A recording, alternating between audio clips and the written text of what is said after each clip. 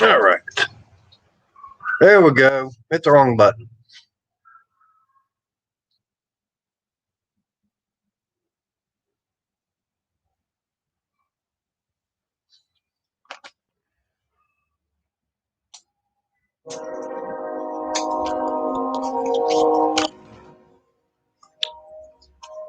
See who wants to show up tonight. Nobody watching. Oh, I got two. All right, guys, I got the link up. Who wants to be the first? Who wants to be the first contestant on Vader's Workshop tonight? What's up, Tom? Yep. Since Brandon's not doing his live stream tonight, I'm jumping on a little bit early. Actually, I was over on Mark's channel, and it's like, okay, let me do mine. But I'm finally using StreamYard. That way I can actually have guests in on the chat.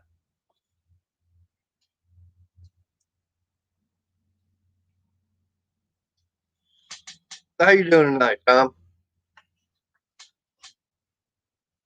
All right.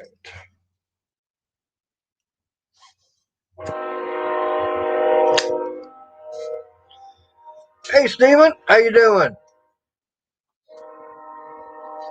Hey, Mike. Mike Hodge. Yeah, I tell you, that was pretty nice. What happened with Ed and Justin? Like I said, man, I appreciate them doing that. It made me feel real good. That's one thing I like about with the YouTube community. Everybody's trying to help out everybody else. Got a train going through. Can't do anything about him. I do have the link up there if anybody wants to join in.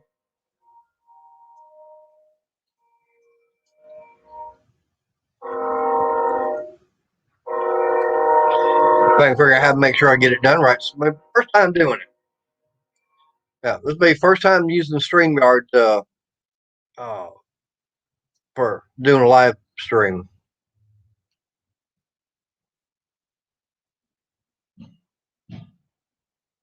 I don't know who else is going to want to join in. Tom, I'm glad you're doing well.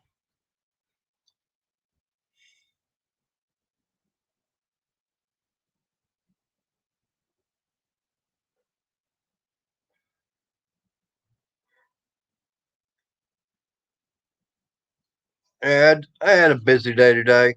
Had to go do a funeral escort from one of the guys at church. His grandmother had passed away. So we went there as a motorcycle ministry, we went as support. Um, I do know that there was 5 of us at the road. Um, we showed up at the church and everything, and uh, his wife, uh, Audrey, she goes, "Hey, the boys are here," and all I know is that as soon as he heard that and everything, he says, "Didn't you hear the rumble?" She said, "The boys are here." She said he got up and ran out as fast as he could to come see us.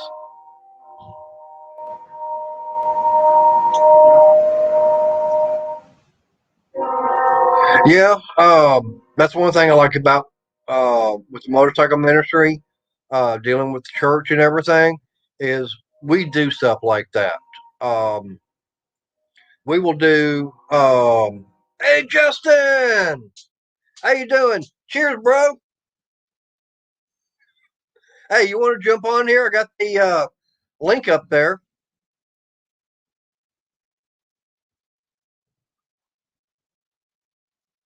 But no, we do different benefits throughout the year to help raise money because come Christmas time, we will adopt families that are in need, and we will go out and we will spend the money to buy them. We buy toys, clothing, shoes. I know we bought a couple, I think about 3 or 4 bicycles this year for the families. Um, and I think in total, I think we spent a little bit over $4,000. So, that was for, I think, 3 different families. So, yeah, that's one thing. Like I said, I do like about the motorcycle ministry is the fact that we get out there and we will do, stuff like that for um, uh, the community. Plus, we'll go out with other motorcycle clubs in the area when they're doing a benefit to help support them. They come and help us. So, yeah,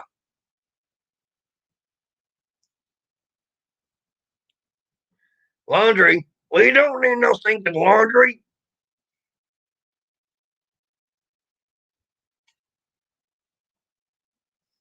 Yeah, we got see. Then after the funeral and everything, we wound up going up to a place called Struckers today up there in Dallas. Because preacher's friend plays in a band. And they were playing up there, so we went up there to show support for them.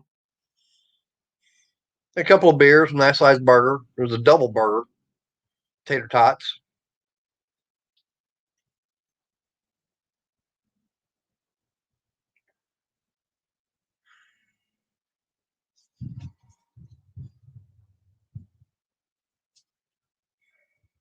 Now, we'll say anybody, this is my first time using StreamYard, so I'm learning all this. So if I don't get it right, please don't be mad at me. I'm trying, okay? I'm still learning all this stuff. And I don't have Ed, the old tech guy, here to uh, help me out on that.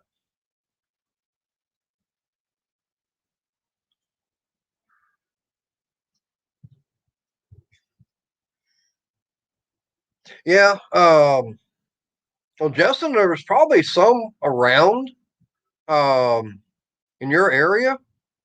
Um, I mean, I actually found mine because of the church. I wound up going to a little motorcycle repair shop over in Waxahachie and walked in there and saw the flyer for them, and that was 4.5 years ago.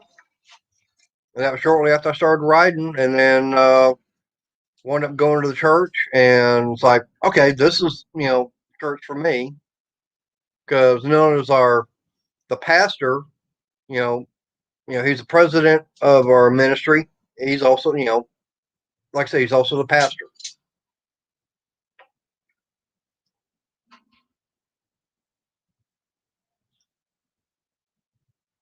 And I don't have a way of having a link, but if you go on YouTube in the mornings, I know they do YouTube or it's Facebook. I know on Facebook we do a live stream on Sunday mornings from the church.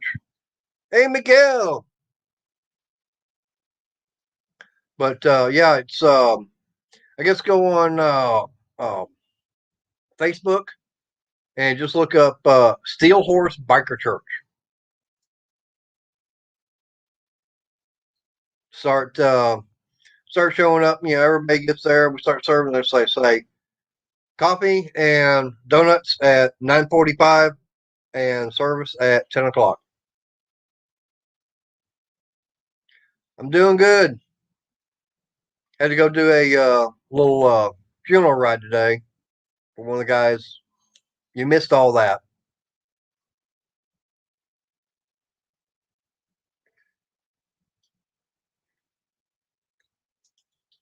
Like I said, I'm gonna tell you what. I'll put the link back up.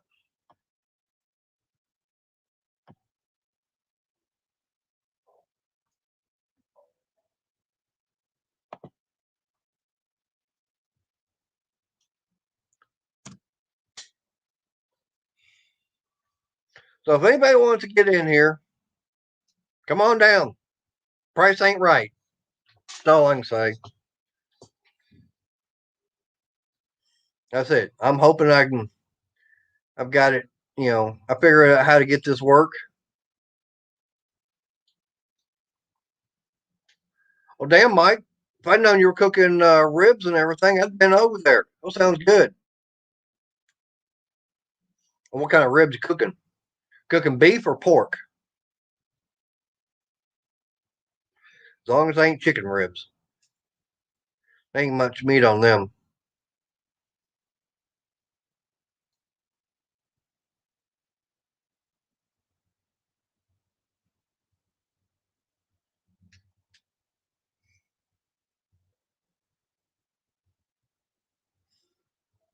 All right, guys. Like I said, y'all want to hop on there? There's the link. Like I said, I'm hoping I've got it.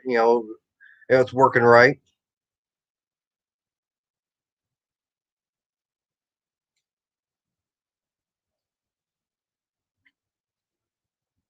Oh, I don't know how long I'll be. I'm gonna try and do this. For a while tonight, since Brandon's unavailable. By the way, I want to give y'all an update. I got the saddlebags and I got my tour pack out over a friend's house. He's going to be getting them painted for me. He's going to be doing the uh, filling in the holes. I've got the one crack. It's on that tour pack. He's going to get that all fixed for me. Um, get them all primed up and painted. And I'm hoping that in about I don't know.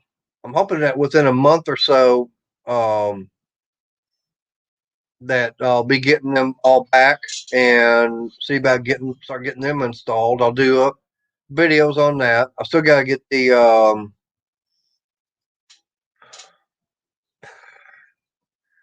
damn, Mike, drink more. But I'm hoping that by that time I'll have the bracket and everything fabricated for the tour pack. Because unfortunately, when I was up at Strokers today, I asked that guy up there. Nope, I can get tour pack mounts for about three different dynos, and none of them are the Wide Glide. That's the only problem that I have with that bike is finding aftermarket parts for that bike because nobody makes them. It's the one oddball that Harley has to make that can't get um, any kind of really good aftermarket stuff. That's why I'm all have to hand fabricate the fairing. I've had to do some Southern engineering on it to get it uh, hooked up on there. I'll probably have to wind up getting some custom brackets and everything once I get the other fairing I want to get mounted on there. I have no idea what's going to take to get that new fuel tank put on the bike, but that's going to be later on down the line, getting that gas tank and the new fairing. But yeah, I'll be doing some uh, videos on all that too. Get the camera down a little bit more. There.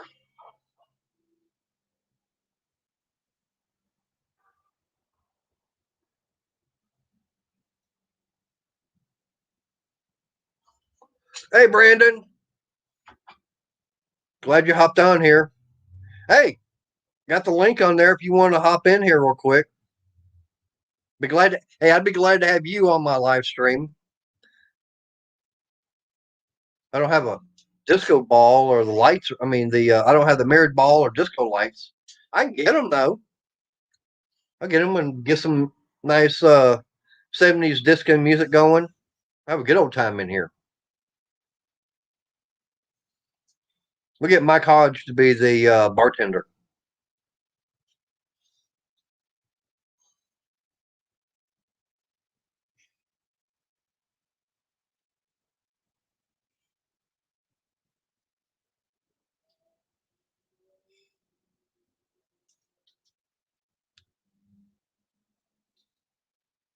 So, Brandon, how long are you going to be up there in Ohio? And I hope you have a safe trip back too. And hopefully everything's going good for you up there. find everything you need to.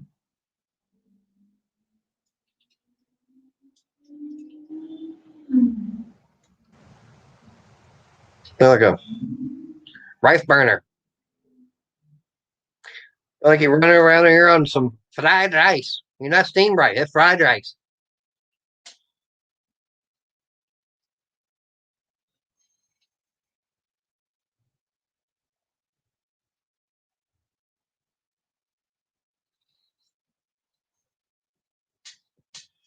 Okay, Brent. That's no problem. All right, so you're gonna be back Friday. Okay. Like I said, hey, have a safe trip, back. I know you took your time getting up there, but hold your mule back down here.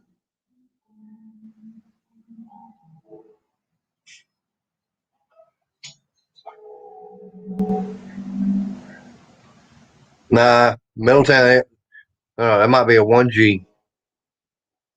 I know I called up AT&T, and since I've been having problems with my internet here, um, been trying to find out from them as far as what I can do to get better internet speed. And they're saying not much more. I mean, I'm basically at the highest I can get right here, unfortunately. But I am looking at getting a different camera instead of using the one that's on the laptop. Yeah, I do like what Brandon's got as far as his setup. With the camera and the mic and everything, that's one thing I'm looking at seeing about getting. Um, I've got an ATX case right now. Power supply went out. Um, I may wind up seeing about modifying, get another ATX power supply. Um, Either that or I've gone back over here. Um, unless anybody knows where I can get a the cooling fan for them. I think that's the problem that happens. Fans themselves just finally gave out.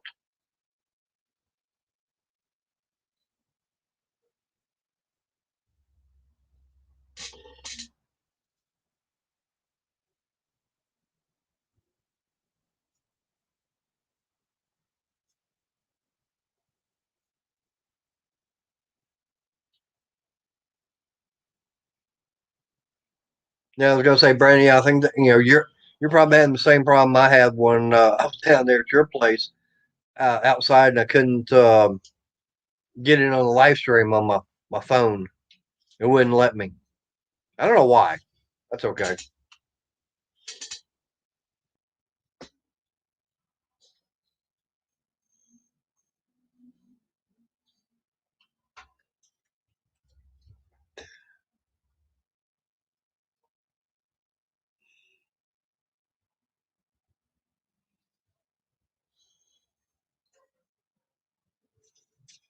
Let's see. I don't see anybody trying to join in yet. I said I got the link up there. Unless it just ain't popping up on my end showing someone wants to join.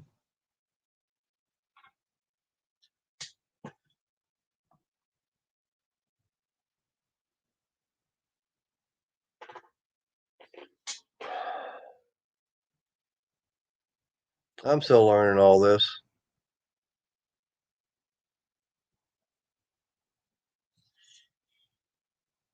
Ah, all that concrete and everything around. Yeah.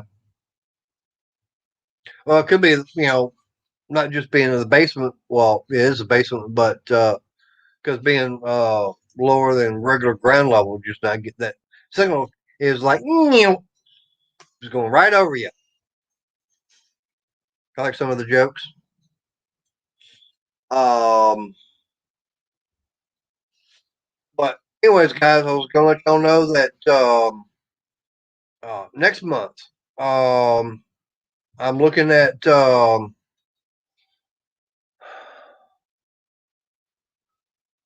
checking. Okay, no problem, Miguel. But next month I've got a I got a bike rally I'm going to. It's gonna be the first one. Um, I'm probably not gonna be. It's at the end of April, and I know I'm not gonna be able to jump in on live streams or anything like that. Um, especially that Saturday night. Um, because I'll be down there, and down there's like no signal at all. Um, uh, I don't know, Mike. How long y'all want me to be on here? That's up to y'all. The audience, hey, audience is what's calling the shots on this. Start getting more people to jump in and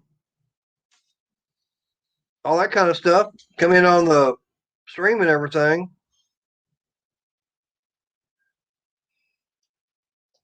Hey, Brandon, you take care. Yeah, get that thing fixed. Of course, that's always what. It's one thing that's always got to be done. The Dirty Mac's always got to be fixed. If it ain't one thing, it's another.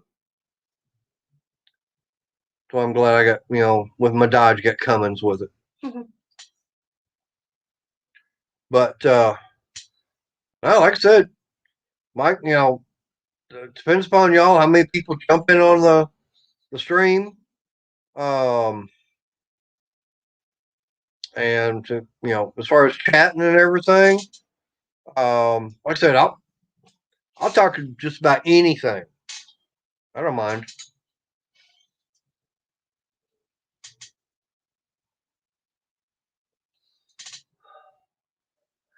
Yeah, yeah, Springboard. Yeah, no, that's right.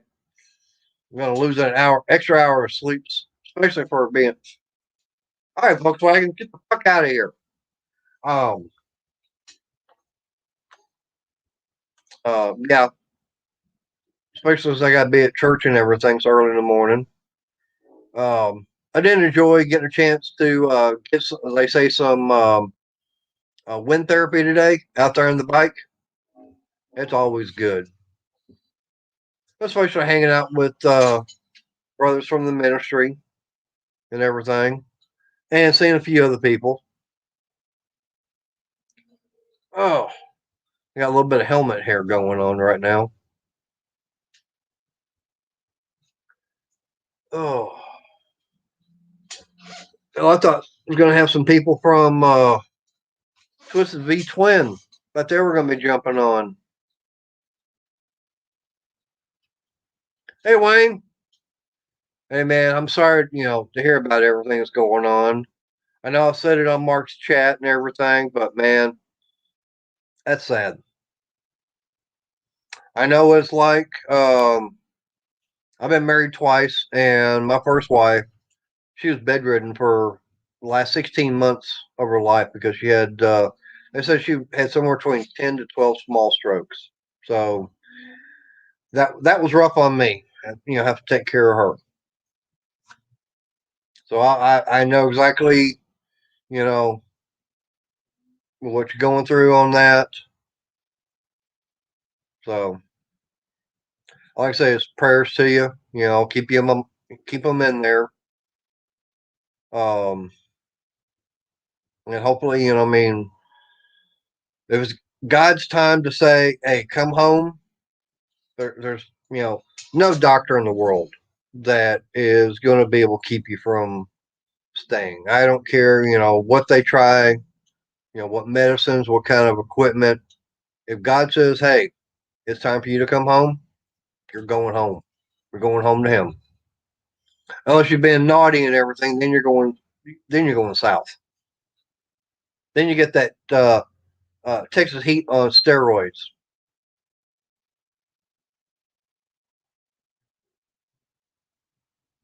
I know none of us want that.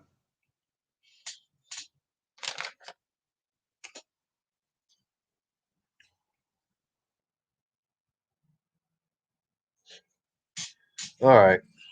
Yeah. See, I got Minnie Mater with me. He's always wanting to hang out. I got to find some way of getting him to stay perched up right here. That way, like I say, he doesn't want to. I can't get him to want to stay right there.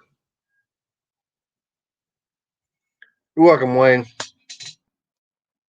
I know all about doing that.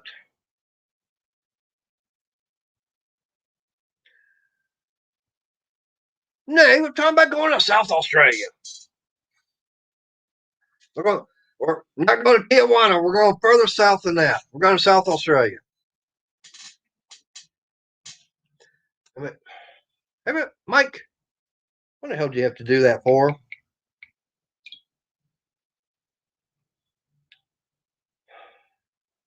Oh, wow.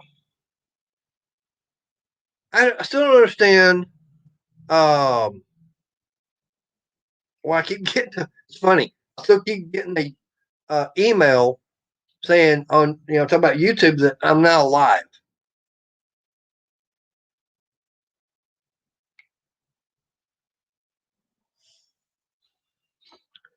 Yeah, I like Little Mater too. Like I said, I was out shopping, and everything, and saw him. It was like, hold it, that's my road name. I got to get Mater. That's all there is to it. It's like as soon as I saw him sitting there on the shelf, there, I said, nope, that's me. That's why if you look at my picture and everything, you know. All right, guys, we got our first contestant on Mater's live stream on Saturday night. Should we let him in? All right, first contestant, come on down. What up? What's up, Justin? How you doing? I'm doing good. And you? Meeting you in the virtual flesh. Yep. Yep. So hey, no more just seeing the thumbnail. Now we actually get to see each other virtually, face to face. What's going on, everyone? Yep. But hey, like I said, I told you I was going to do that shout out, and man, I appreciate you, picking me for getting that gift card. And I even told Ed because the other day I talked to him on the phone about an internet problem I'm having, and because right now I'm using a Ethernet cable to come off the modem, and he was saying that go get like a Cat 6 cable, and that would actually make it much better. Well, he knows more about that than I do. Shit. Yeah. Yeah. So, and I looked up at Home Depot, and I think it was like $28, $29, something like that. They've got 100-foot Cat 6 cable. It's like, okay, so all I got to do is basically just go pay about $3-4. I can use that gift card and everything, and get over and get that. Hell yeah. Like I said, man, I was so tilted that night, I didn't even know that I won. And I was looking at the chat, and I was like, I see Mater all the time in the comments and the chat. Just give it to him. I don't need it. So I'm glad it helped you out. Yeah. It was kind of funny. The fact is that, when you were talking about that, I go, is he going to pick me? For some reason, I'm going, Justin's going to pick me. And sure enough, you did. Like I said, I appreciate it, man. Well, no worries, man. Glad we can help. Yep. So you don't have any kind of a riding club or anything like that around you can get with? I mean, there was a couple that I originally had tried to sign up for. See, it's different. See, like I got the crotch rocket. Right. Most of you got to look for crotch rocket kind of clubs for that kind of stuff. So I was trying to join up with the Rough Riders, and they was going to do the interview thing, and I was going to go down and do the what is it called when you're like the pledge basically or whatever. Well, but then COVID hit. Right. So when COVID hit, not only did I give up the idea of joining the club, but I also couldn't coach my daughter's t-ball team. And now I'm so busy. I'm working, 16 to 20 hours a day, 6 days a week, and family on Sunday. It's like I just don't have the time. Even if there was something local to me now, I just don't have time. I have one day from 8 to 5 that I could go do something, but then I lose family time, and I only get that one day with the family. So I dedicate that to them. I don't need to be a part of the club. YouTube's my club. You guys are my club. Oh, yeah. I mean, you got to spend time with family. You got to have family time out there. Work is one thing. You got to support your family. But as far as, with the club and everything, it's a 3-step process. Actually, it's kind of 4-part. One, you got to find a club that you like. Okay. Then once you find that, then you're going to be a hang around. Okay. So if you want to be part of that group and everything, you're going to want to hang around with them. It's like you get to try and get to know the members and find out, okay, do I want to be with this group or do I want to be with, nope, and just go with somebody else. So you do a hang around. Okay, that way they get to know you, you get to know them. And then after a while, after so much time, then one of them will go, hey, we like this guy. And someone will say, hey, why don't we have him or her as, it's mostly going to be the guys. But it's going to be where it's, hey, this person could be, possible good person to be in our group. So they'll say, okay, let's get them as a prospect. And that's going to be the next step. And you start prospecting for the group. And it could be anywhere from 6 months to a year, depending upon the bylaws of the group. And yeah, you're going to go through hell on that. I did. I'll admit that. Everybody kept saying, "Hey, prospect, get over here and do this, do that." It's like, and hell, one night they had me up at karaoke and it was they had me sing some song and everything, get up in front of everybody, and I had to get up there and I did it. And I told them, hey, I've got the balls enough to do this. You can't complain. And talk about I'm not going to say it on YouTube, but it's another words for a little kitten. And talk about being wet and everything. So it's like I wound up doing that, did everything else, and then wound up getting fully patched in. Nice. I know. Yep. And of course, I'm with a motorcycle ministry. So, and that's through the church. It's not a regular motorcycle club, or it's not an MC. It's not a RC. It's an MM. What's the MM? It's a motorcycle ministry. Oh, I gotcha. Because the church, right? Yeah. Because your MM, MM is motorcycle ministry. MC is motorcycle club, and then RC is your riding clubs. And your biggest RC in the world is probably going to be your Harley's owner group, and those are throughout the states. Every Harley dealership you go to, there's going to be a hog group. Hey, Joey, what's up? What's up, Joe? What's up, Jim? What up, Miguel? What up, Steven? Yep. But as far as the guy that for me riding a Harley and everything, I might give someone that has a crotch rocket a little bit of a hard time. But hey, you're still on a bike. Yeah.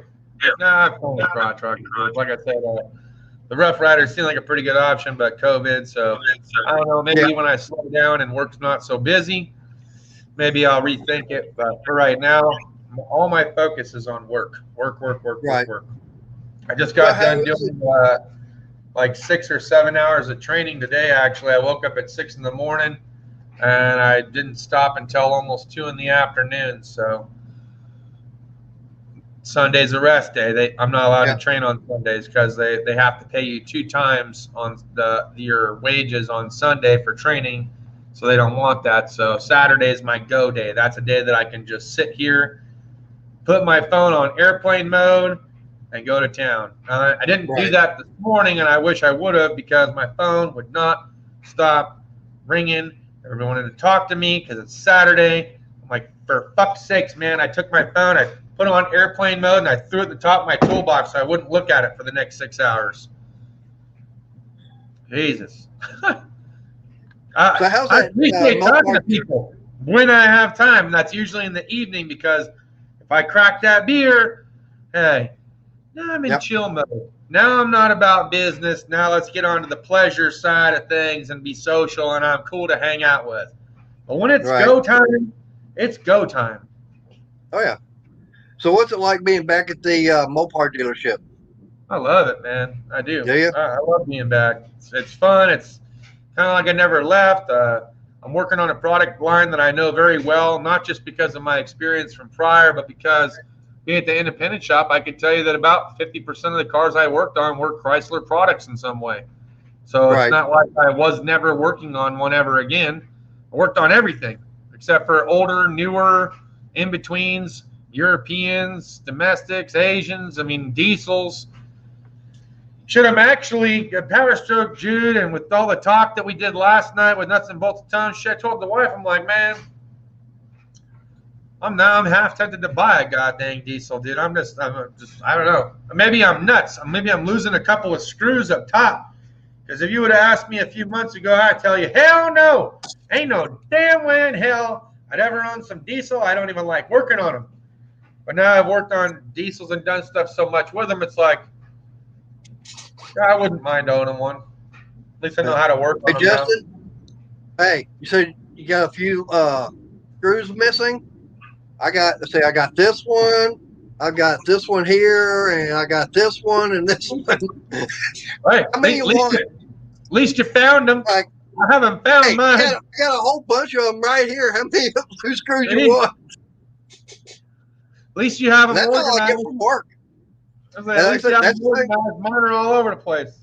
Yeah, and the thing about it is, like I said, that's what these are some that I get from work that either they hit the floor and they don't get racked up and painted and everything sent back to the customer, or they got problems with them. I don't know if you can see it or not, but like this carriage bolt, you see how the head and everything up was messed up when they stamped it? Yeah. Yeah. I don't know if I got another one or not. I'm gonna let everyone in the chat guess at what diesel that I might get in the nearish future. I'm not gonna say specifically, but there's only so many diesels that were ever made, and I will give you a hint. It is a pickup truck, so I'll let you guys take a guess at it, and we'll just see what happens in the coming months to year. Well, hopefully it's the same kind of diesel I had. What'd you have? Well, let's see. It was 93 club cab. It was a dually, red and white. And let's just say I don't go for got mechanic coming, and I don't go for found on road dead. What? So what was Cummins? Yep. I stick to my Dodge. I am, I strictly stick with Mopars as far as when it comes to my vehicles for driving. If it's not a Mopar, it's going to be a Harley. Mopar or no car, huh? You got that right. Yeah, because actually, would you ever? Let me ask you another question. Would you ever consider getting anything brand new? See, now for the wife, and I asked this because I really kind of want to know. For the wife, we've never had a brand new car until we bought her brand new car. But for me, especially considering that it is a truck and I'm going to be using it for work, you know what I mean? Like if I decide to get back into doing my roofing thing or firewood or taking trash to the dump or taking, like a trailer to, with the family to go camping or something, it's a truck. So for me, it's like as much as I'd like to have a brand new one, I feel like I could still get a better deal and overall be just as satisfied with a used one, something that's within like 5 to 10 years old, Yeah. But for her, it's like, of course, brand new. We never have one, and She loves it. But what do you think? Did you ever buy a brand new one? If I was to get now, if it was, for something as like a regular daily driver and grocery getter, then yeah, I would probably see about getting a new one. But when it comes to something like you were saying, hauling a trailer or taking, hauling firewood, trash, stuff like that, something you're going to be beaten up on, then no, I would not want to go get a brand new one, because the only thing you're going to be doing is you're just going to be ragging it out more. And I'd hate to do that on a new one. So like I said, as far as like a daily driver and, something to go get groceries, stuff like that, maybe, maybe go camping, maybe put the camping gear and everything in the bed of the truck. Yeah, I'd get a new one. Of course, to me, I'm going to get one of the crew cab Dodges, just go to half ton. Now, whether or not I'd get the full size or get a Dakota, I don't know. But like I said, as far as a new one, yeah, I would. But when it comes to like for me, if I can, once I can financially get back on my feet where I need to be, and be able to get back into my dirt track racing, then no, I'm going to be looking at getting one of the older model 3/4 ton Dodges to use for pulling that with. I could probably do it with a half ton, but I think the 3/4 ton would be enough. Well, yeah, it's like ain't that the creme de la creme, the top of the line? Is it the 3500s? Yeah, 3500's the 1 ton. Now, whether or not it'd be a dually, I hadn't put all the numbers in my head. Your 1500, right? 1500 is a half ton. 25 is 3/4, and 35 is 1 ton. Okay. Yeah, because I have a GMC 1500, but I guess I never looked at it as a half ton. I was like, it has the smaller of the V8s. It's got a short bed. It's the crew cab with the suicide door from the inside for the third. I think max trailer capacity is probably around 3,000 pounds, which I don't really even pull that or whatever. But that's only a half ton. Yeah, I mean, it's like your F-150. Okay, that's going to be a half ton Ford. Your GMC or Chevy, that's your half ton. So the lower the number, then that's going to be as small as it's going to be. Now, would you go with the diesel, or would you just stick with gas, or what would your thought process behind that? I would go with gas, because on that 93 I loved it as far as having the pulling power, but fuel economy, like I said, it was a 93 Dodge 1 ton dually club cab, and fuel economy wise, oh man, I was not getting the fuel mileage as far as like a daily driver. Well, that's what I was asking, because they got the 3-liter turbo diesel for the Ram 1500. Oh, do they? Yeah, and it's pretty powerful and it's very economical. I think they call it an eco diesel, is what it's called. Now, if they have something like that, then yeah, I would get that. I just don't know how much price of diesel is out there. I know it's gotten to be more expensive here, and what pissed me off was after I got my truck, I got in it, and at that time, gasoline was here and diesel was priced here, and then probably about a year afterwards, it went the opposite direction, and it was costing me more to run the truck than it would be for anything else. Let me see if I can find one, and I'll see how much they cost now. Hey, Crystal.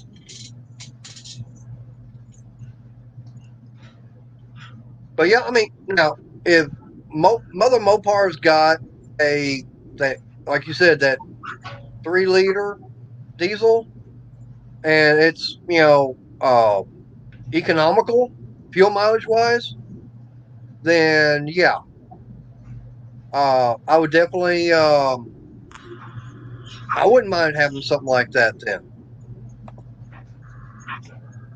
Let me see if I can build one, so to speak. Yeah. While we're on here and you're chit-chatting with everybody, I'm going to see if I can't find Eco Diesel and see how much they run for. Okay. Hey, Mark. I didn't see you pop in there. I was looking at something else. But, yeah, I'm actually... now, I did find something a while back. I missed out on it. I was too late to see about snagging it. But it was a... I don't remember what year, but it was a 1-ton dually. It was a club cab, either a club cab or the crew cab Dodge, but it had a 360 in it. It didn't have the Cummins, and I'm going, man, something like that would have been nice.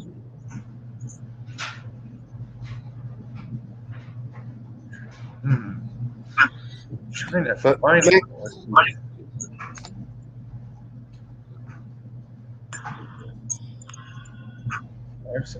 Hey, Justin, we got another contestant. Hey, we got us another contestant on Mater's live stream. So, Crystal, come on down. Hi, guys. Hey, Crystal. How are you? Hey, Crystal. Good. Thank you for joining me. Okay. You're welcome. I'm sorry. My daughter called right after Mark's live stream, and since she's at college, I'm talking to her. Sorry.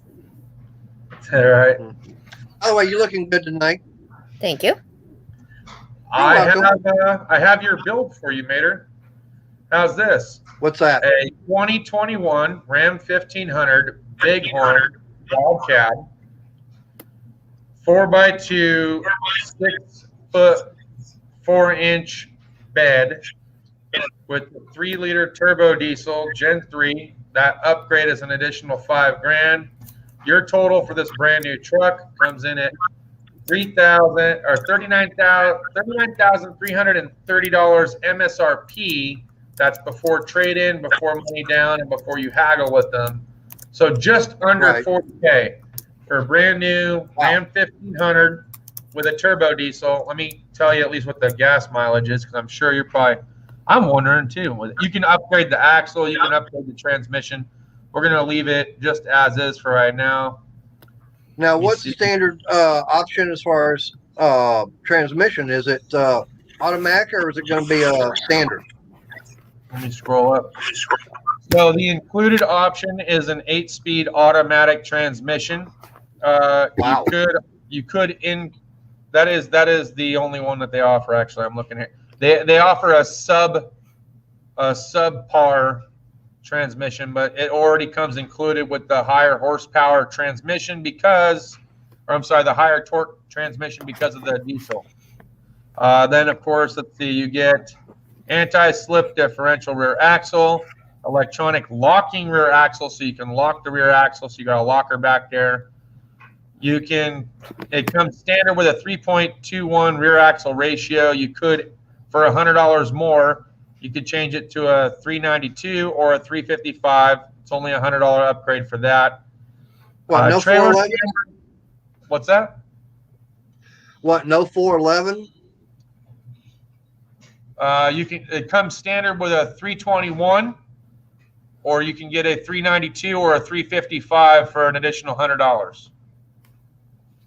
I'll take the 325. That's not a bad, It's better than what we had years ago. I think was 278. Right. It was your highway gears. Towing features for an additional $600. You can get a trailer camera wiring prep package from them. So you got that. You can have that. If you want a bigger fuel tank, you can, for another $500, you can add. You can have the fuel tank be a 33-gallon fuel tank. And then for an extra $100, you can get an engine block heater installed on it. Comes with all the Uconnect software, seat warmers, steering wheel warmers, paint polish, aluminum, seats and wheels, dual exhaust, power folding. Hey, if I want the seat warmed up, I'll eat something that gives me gas. That'll warm it up. I'm scrolling down now to see what the mileage per gallon is. I'll take Max the standard. Oh, go ahead. No, it's fine. It just says max tow package is a 256 millimeter rear axle, 292, class 4 receiver hitch, power trailer mirrors and fold away, class 4 receiver LT 275 65 18 off-road tires, trailer brake controller built into the instrument cluster, trailer lights, tire pressure monitoring, the Uconnect 4 with the 8.4-inch display screen and navigation. Your choice between 12 different color options. Tires. They got Hemi orange included on that? They do not. They have black, 4 different types of gray, 2 different types of blue, a wine or burgundy color, a red, a forest green, a desert tan, and a white. Nope. I want the Hemi orange. It matches my daughter's college. Yeah. Hey, where's she going? Is she going to Oregon State? Oklahoma State. All right. I'm just north of Mater. I'm in Oklahoma. Yeah. Hey, too bad they don't have it in Panther pink. Ew. Yeah, well, for a cost, even though it comes factory, so if you get a factory white one, you can go to a paint shop and for $1,500 to $3,000 you can have them painted. Oh yeah. If you're going to paint a vehicle for me, you put pink on it. I'm going to shove that thing so far if it's going to hurt. I'll take purple or blue. I'll take green. Nah, not that fond of it. But I'll take the basic one with the extra tank and the towing package, and I'm good. Yeah. I know for me, when I get my next race car built, it's going to be orange. I'll do it orange, and of course, letters will have to be in. I was going to do it in the black, but I actually found a color I like better, and it's Napa Reflex Blue. Okay. And get it all outlined in white. That sounds good. Yep. And of course, yeah, I am going to have the stars and bars flag on the car somewhere. Don't know where. Go for it. Yep. Because, for me, when I was doing my dirt track racing, now, first car I had was a 66 Chrysler New Yorker, 4-door. Ooh. Had that big old 440 in it, 4-barrel, had the AFB on there, automatic. And, man, I wish I had not destroyed that car because it was in mint condition. I mean, this thing was almost like showroom quality. And go ahead. Oh, I had a Chrysler New Yorker in 99. Beautiful burgundy cream cloth top, but it wasn't convertible. Got up to 110 on the highway. Wow. And then I had to back off because I was passing the highway patrol building. Okay. But anyways, you get 20 in the city and 25 on the highway as your fuel economy. Oh, that sucks. Even though it's a diesel, that still sucks. I don't know, because my boss, he had a 2019 Ford F-350 dually, and he was getting about 16 to 15 miles per gallon. My truck is a 2013 GMC Sierra with the smallest V8 engine, and I get about 13 to 15 miles to the gallon on average. So when I see 20 in the city and 25 on the highway, my guess is the average is about 22. That's a lot better than I'm getting, almost twice the gas mileage. That's why I like riding my my bike, because 60 on the miles White to Glide, the gallon. Yeah. Well, no, on my White Glide, I'm getting about between 45 and 50 miles a gallon. Mm-hmm.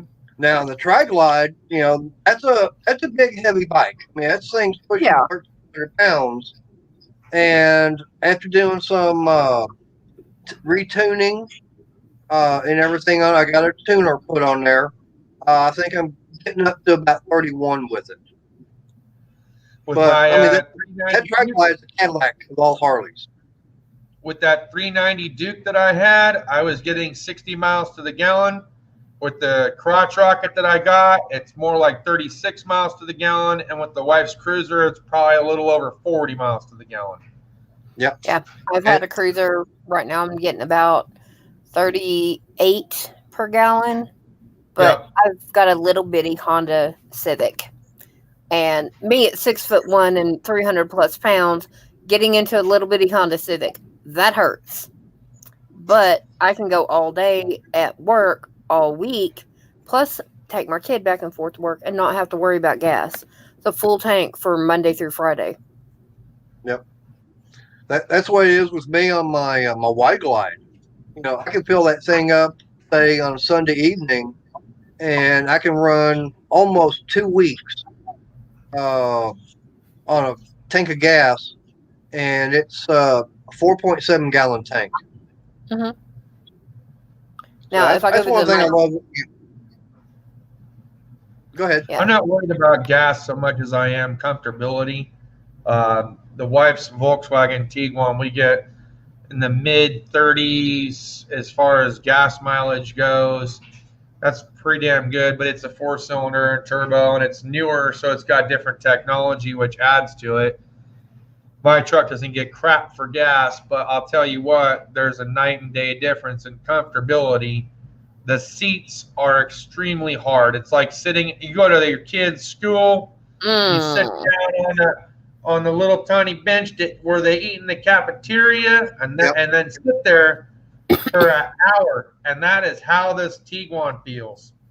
Now, if you sat on a computer chair, I'm talking one of the cheap ones that has the pleather from Office Max, you sit in that for an hour or two, that's about the comfortability of the GMC. But I sat in this Ford F-350, and I thought I was sitting in my Lazy Boy, man. I was like, That's the way it is. That's why I feel like when I'm out riding on the Tri-Glide, because last Saturday I went down to Killeen to go see Brandon, and I'm up there on the highway. I had the cruise, I think, set for about 75, and man, I got my feet up on the highway pegs. I got one hand, I'm just going down the highway, and I'm just cruising here. And you're like, when am I going to actually feel that I'm moving? Because it's so smooth. Right. Yeah, and right.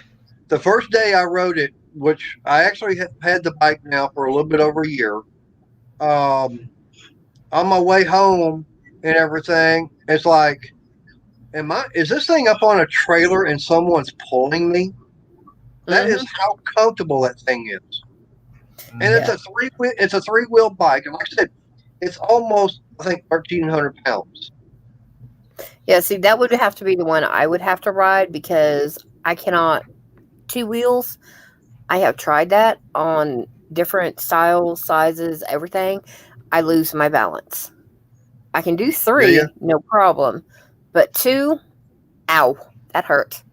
I actually got a concussion. Hey, I can fill up the tank on it and come pick you up. We'll go riding around. I got to go to work tomorrow too. Unfortunately, I had to miss out on Wednesday, so I've got to work on the weekend. Well, I'll tell you what. I'll fill up the tank and I'll come pick you up, and we can go have breakfast and everything, and I'll drop you off at work. I have to drive to work because I'm a home PCA. I go to people that their house isn't help. So you can't know where they're at. Yeah, that's true. Stephen was asking me why did I go with VW new for my wife. So I don't know if you guys remember, but I got a pretty smoking deal on this little Volkswagen Jetta from work that I paid for in cash with my boss. I worked a deal out for him payment wise and paid him off in like 6 months or something like that of payments. And originally I'd gotten that for her for Mother's Day, and she only used it for the graveyard, but me and the kids would be in it all the time on the weekend for daddy-daughter weekend thing. And that thing was stupid comfortable because it was cloth seat, right? So it was extremely comfortable. And Reagan and I, we gone to the Dodgers game and hockey games in it. It was great on gas, 30 miles to the gallon. I put $20 in that thing. I could go almost 3 weeks anywhere I wanted to in town. I can go down the hill, which is an hour and a half drive. I can do that like 6 times before I needed to fill up almost. So it was like, I loved it. And so I was like, well, Humble Mechanic talks about him a lot. Charles, he talks about, Volkswagen being really good. I don't hear anything bad about them. Everyone's usually bashing every domestic platform out there. Everyone's praising some of the Asian cars that are out there. Like, but you don't hear nobody say anything good or bad about VW except for Charles. And I was like, I loved it. I was like, look, okay, so let's just say Volkswagen's our thing. We've never had a new car. Your birthday's coming up. Mother's Day is coming up. Look, my transmission's starting to go a little bit. I felt like on the Mariner. I said, you know what? I'm gonna trade it in. I'm gonna go ahead and pay, whatever the payments are. You pick whatever you want. You take off on the weekend, on a Saturday, whatever. You go look around. You find something. You let me know. Next thing you know, her and the salesman are coming up. She's in the new car, and then she has to go pick up the kids, so she takes off. Salesman's there, and I'm signing a blank check. I was like, what in the hell? I didn't get a look at this car. I have no idea what the payments is going to be, and I'm signing a blank check for her. I was like, oh, my God, I hope she knows what she's doing. I didn't get a chance to talk to them about nothing. They came to my work. I still had 2 hours left in the day. I didn't have time. I'm wrenching. I'm in the go mode, not, hey, let me just stop everything I'm doing. I was like, did not expect that. I was like, and she did it on a Friday, so it wasn't even Saturday. I was like, oh, my God. So I'm sitting here trying to sign everything for her. We go down Saturday to finalize everything. We're still there for a few hours. I was like, cool. Well, I hope she's happy. She's like, I picked everything I wanted.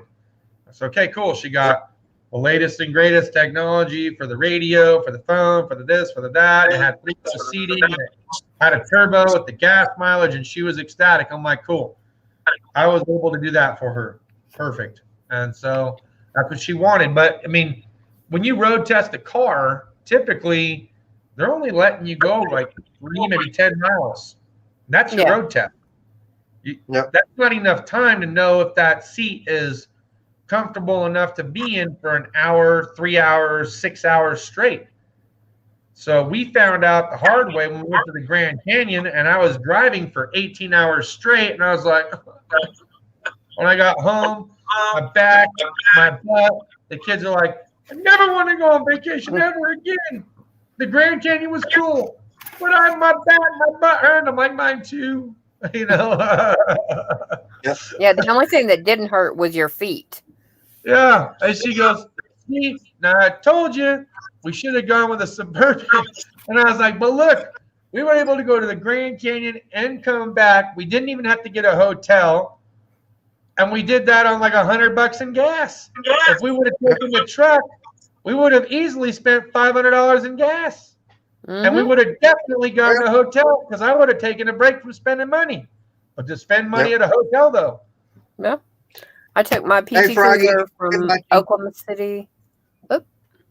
Sorry. No problem. But I took a PT Cruiser from Oklahoma City to Texarkana, Texas, and back on $110 in gas. And this was in 2008. 2003? Oh, 8. Yeah, because my son was born in 2004, and he had just turned 4. I was just trying to remember the last year that they made the PT Cruiser. I thought it might have been 2003 or 2002. Yeah, it was an 2003 Cruiser, but no, they made them later than that. Did they? I think 2008.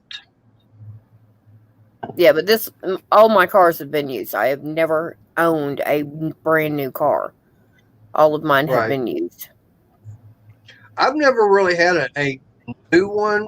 They've all been new to me.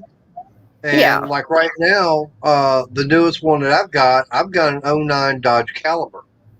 And I know that there's a lot of people out there that always kept ragging on the little Dodge Caliber and everything, talking about how bad and everything they are.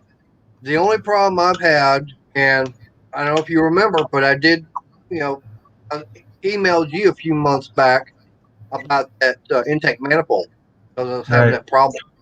And I think what it actually was, I think the manifold gasket was actually bad.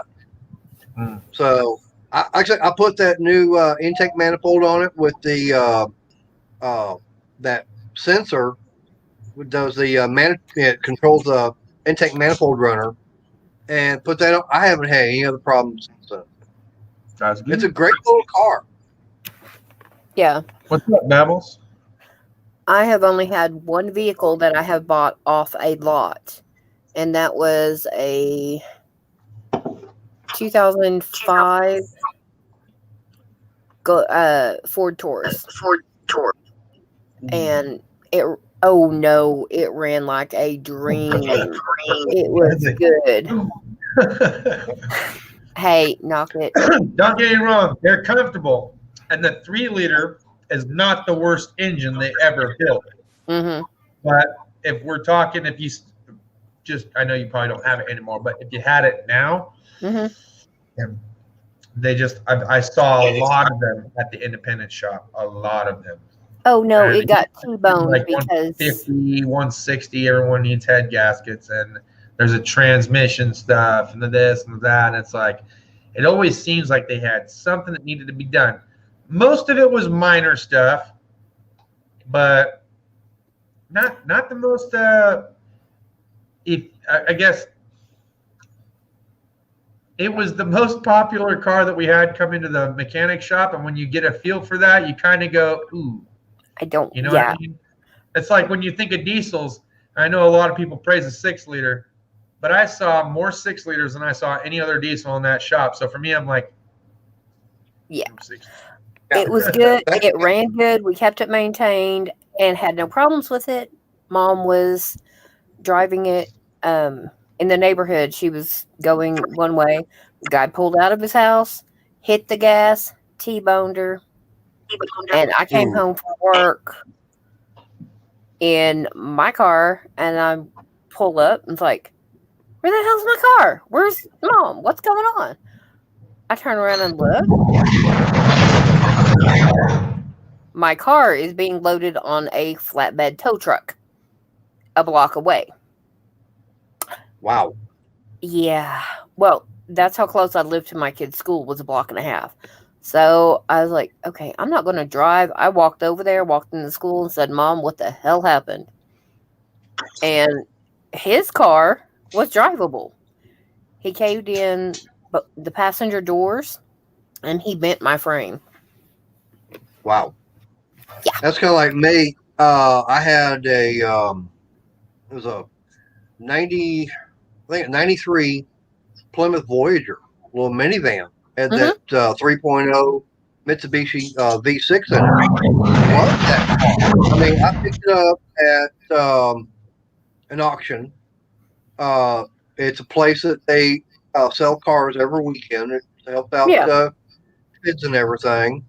So I wound up going up there, and I think my bid was $350.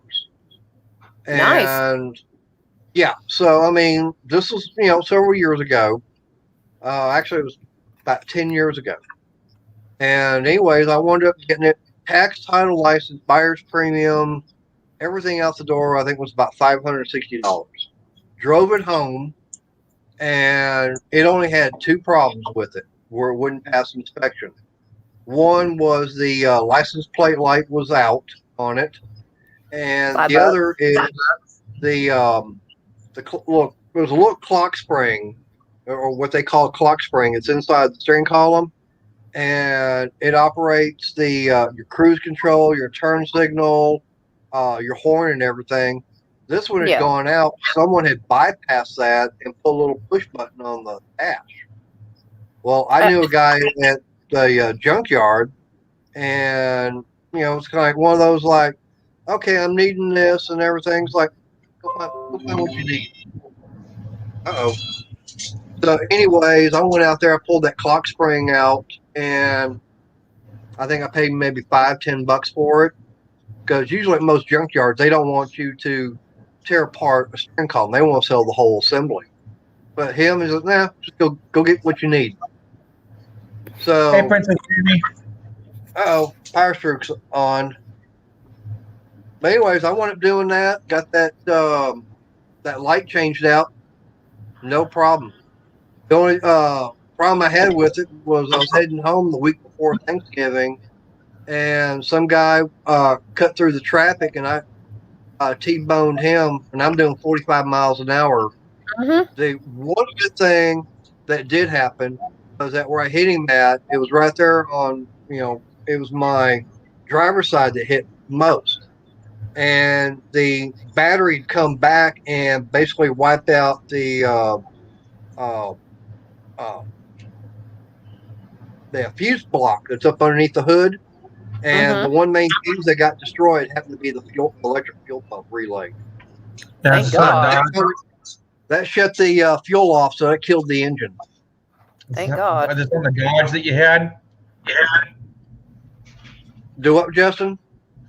Was this on the Dodge that you had? That was a 93 Plymouth Voyager. No, the reason why I've had 2 Dodge Rams that have come in, and for whatever reason, like you were saying, something about a fuel pump relay, and they're next. It's torching the tipping, or it's going through the electronic coolant fan and torching the tipping.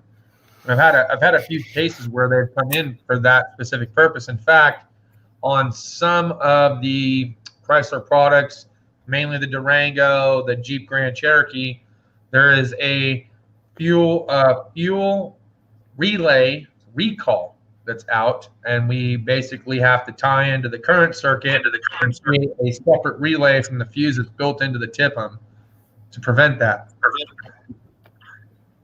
All right. Hey, what kind of problems? Like I said, I've got that 09 Dodge Caliber. It's got that CVT in it. And y'all were talking. Yeah, it's got that transmission. I've got I think 135,000 miles on it. And should there be anything I should worry about on that with that kind of mileage?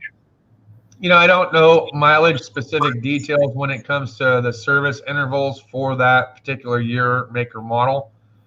But I can tell you, if you have not done a transmission service as of yet, I would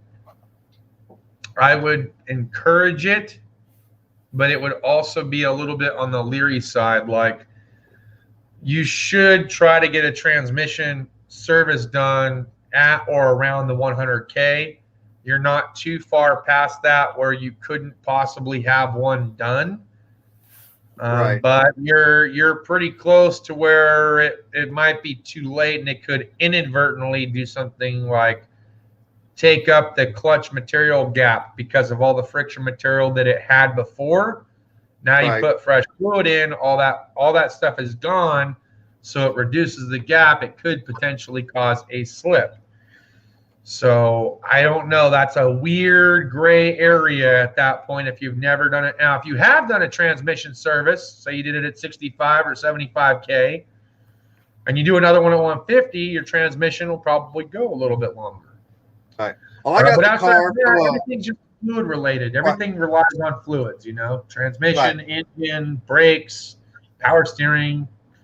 You check your components. Right. Well, see, for me, I got the car. It had 127,000 miles on it, so I don't know what service was all done on it. I mean, I don't mind. I know that it takes that special type transmission fluid.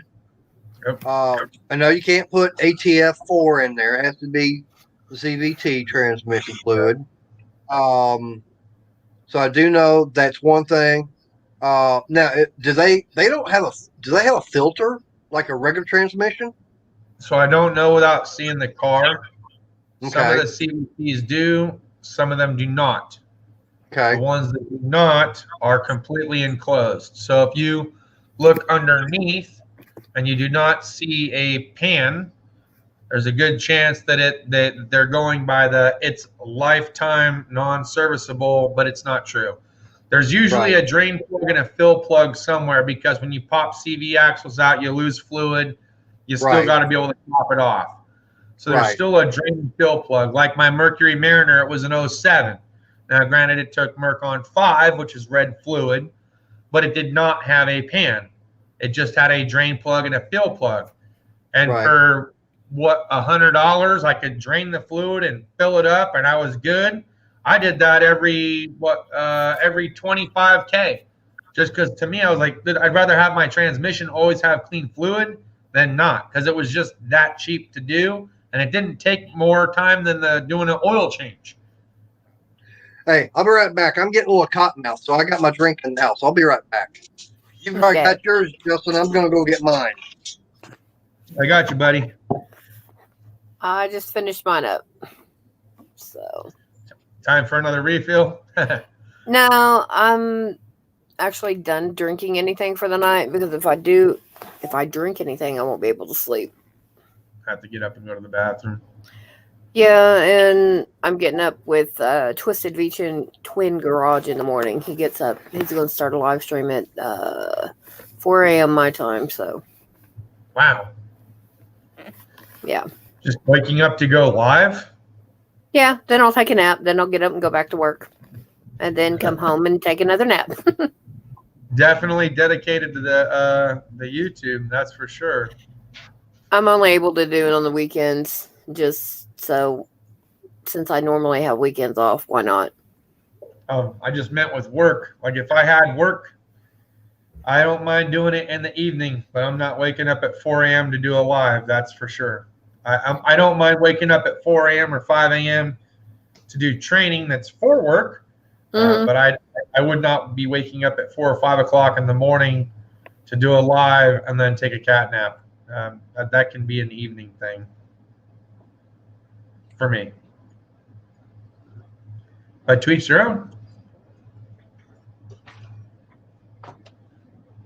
Hey, Justin, one thing you reminded me about, I was going to say, is that years ago I used to work in a garage. We did nothing but Japanese cars.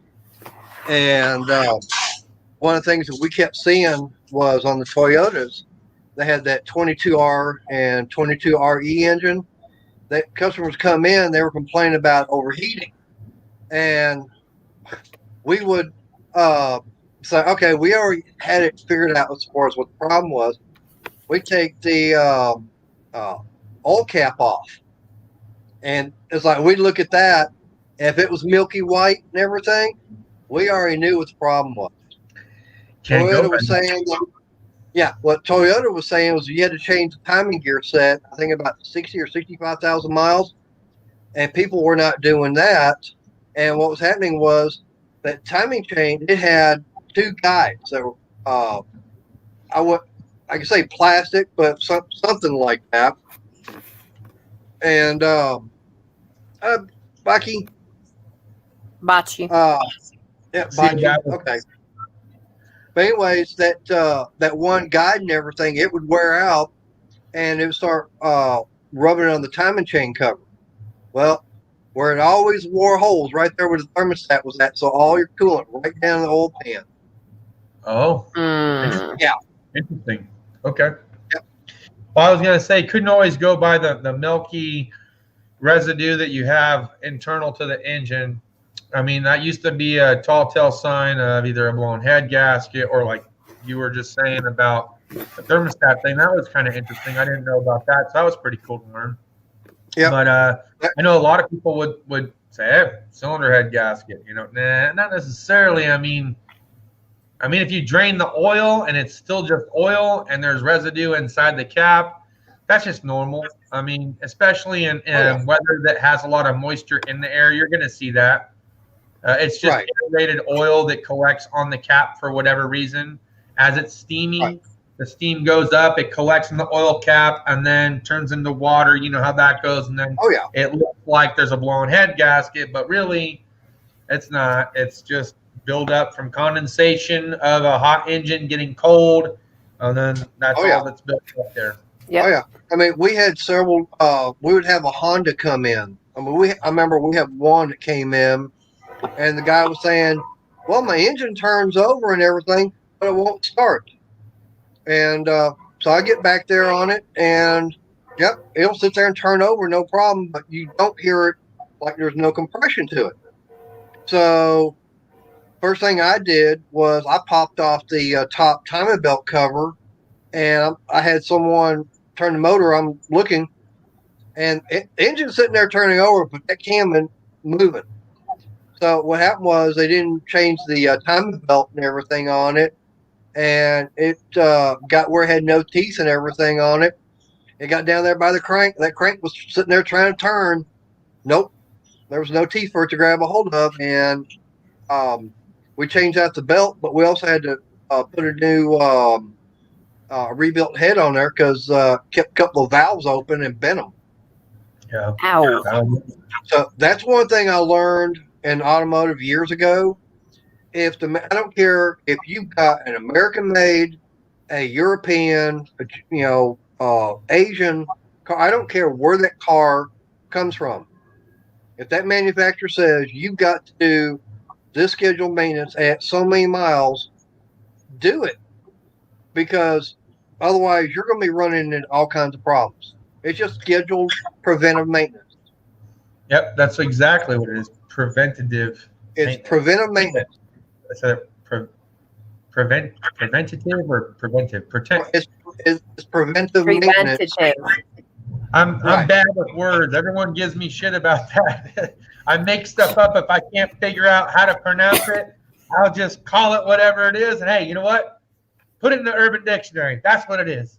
Oh, you should have heard the end of Twisted's live stream. Me and Froggy went in it and we're just going at it on the way we were talking, because I'm from Oklahoma. I have that Okie twang, and the more tired I am, the worse it is.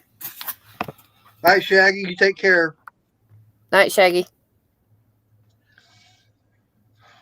That twang, on some women such as yourself, that twang can be nice, man. That can be alluring. You know what I mean? Yep. It doesn't fit every single woman. No, but it does. When you hear it, you're like, oh yeah, that's nice. Or whatever. I just know I'm. Go ahead. No. I was going to say there's a couple of singers out there. I'm trying to remember their names right now. Reba. Shania Twain. They got some good voices. Reba's okay. Bonnie Tyler is the one I was thinking of. I haven't heard that in a minute. She's got kind of that raspy kind of voice. Yeah. But, she's kind of got that raspy style voice there. I like that. I mean, to me, that's kind of sounds sexy.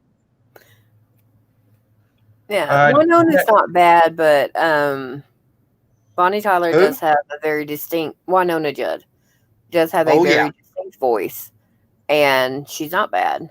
Reba has that Okie twang, and she's one of the few, it comes through on her singing. Yeah. She's a very nice person. That's like, I know what you mean by coming through in the singing, because I don't like all Pat Benatar songs, but there is a nice handful that I do like, and she's just got such raw power and grit when she's singing that it sounds good. And Devin, no, that's not a KX250F. It's a KX450F, but pretty close. Yeah. Now, I tell you, Crystal, that I did get a chance to meet Reba years ago, and she is a very nice person. I'm glad you got to meet her. Something it was kind of a surprise, because I was working for a temporary service at the time, and we were doing the reconstruction of the hotel over in Fort Worth.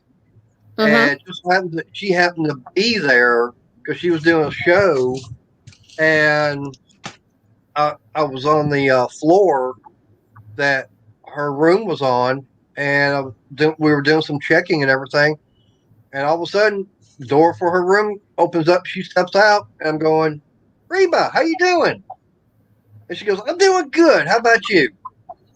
Yep. And we sat there chatting for about 5-10 minutes, and it's like, okay, I got to get back to work before the boss says something. Yeah. No, I never met a singer. Well, no, that's not true. I did meet Frank Sinatra when I was younger, and I did meet Tony Aguilar, but I never really met any like famous singers that most of the newer, younger generation would have met. Right. And of all the actors that I met down here, because I live, like, Palm Springs is a very populated area for actors and actresses to go to. And I've met a handful in passing or when my grandfather played in the celebrity golf tournament. And I'll tell you, one of my most favorite actors that I ever met and got a chance to talk with was Leslie Nielsen. That was probably one of my most favorite people that was an actor that was famous that I knew of, that I thoroughly enjoyed talking with him. Oh, he is hilarious. Funny as hell. Yep. He goes to shake my hand. Goes, "How you doing, son?" And he goes to shake my hand. He goes, and he has a whoopee cushion. He goes, "Oh, sorry about that." I was like, "Hey, it's okay. I didn't know that he didn't pass wind." My grandfather goes, "He does that to everybody. He's got a whoopee cushion in his fucking pocket." And I was like, "That's hilarious." Oh, he sounds like a hoot and a half, man. He's passed since now, I mean, but he was good people to me. Yeah, that's something I would have liked to been able to do. I've seen a couple of our TV personalities up here, and there's a vocal band called Home Free. They do a cappella country, and I was able to go to their show in 2018.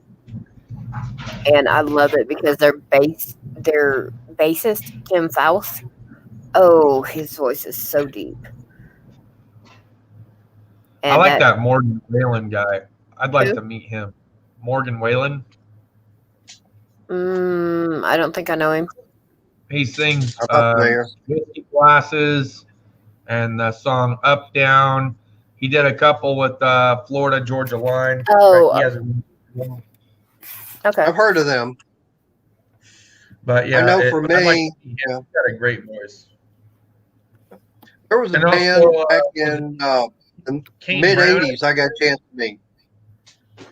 Is it Kane Brown? You got country, right? You listen to country. Kane Brown's up and coming young gentleman from Texas. Yep, I'd like to meet him too. Oh yeah. I know for me, there was a band I got a chance to meet years ago. I mean, this guy, had long blonde hair, and he started talking to me, and he said, "You coming back next week?" Mind you, this was in a bar. Okay, this was what the local bar scene style. Right. And he goes, "Coming back to next week to see so and so?" I go, "Yeah, I've been wanting to come out here and see him." And next thing I know, he goes, "Well, it's nice to meet you. I'm Terrence Lee. I'm the lead singer of Pantera." Oh, shit. Damn. Yeah. So I got a chance to meet and hang out with the guys from Pantera, all 4 of the original members.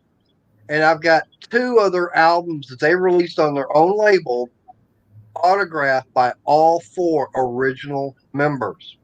Sweet. And at that time, Daryl was not going by Dimebag. He was going by Diamond. Man, I had my very first, what would have been my very first concert to go to. I got on this one, okay? I was told that if I passed out X amount of flyers and they handed me a bag full, they were going to give me a backstage pass and that I could go into the concert when I was all done to see Ozfest. This was back in 2002. And so I was like, dope. So I went. By the time I got done passing out all them damn flyers and started heading, there goes Ozzy up in the helicopter and away, and he was gone. Concert was closed. Everyone was coming out. And I was like, son of a bitch. Mm-hmm. And that was it. I did all that for free, thinking that I was going to get in. I was going to get backstage. I was going to meet Ozzy, which my uncle was a huge fan of, and I had just heard a few of his songs, and I was like, hey, wouldn't this be a cool story to tell? I guess it's still a cool story, but the fact of the matter is all I got out of it was a T-shirt. Hey, sorry you didn't get a chance to go.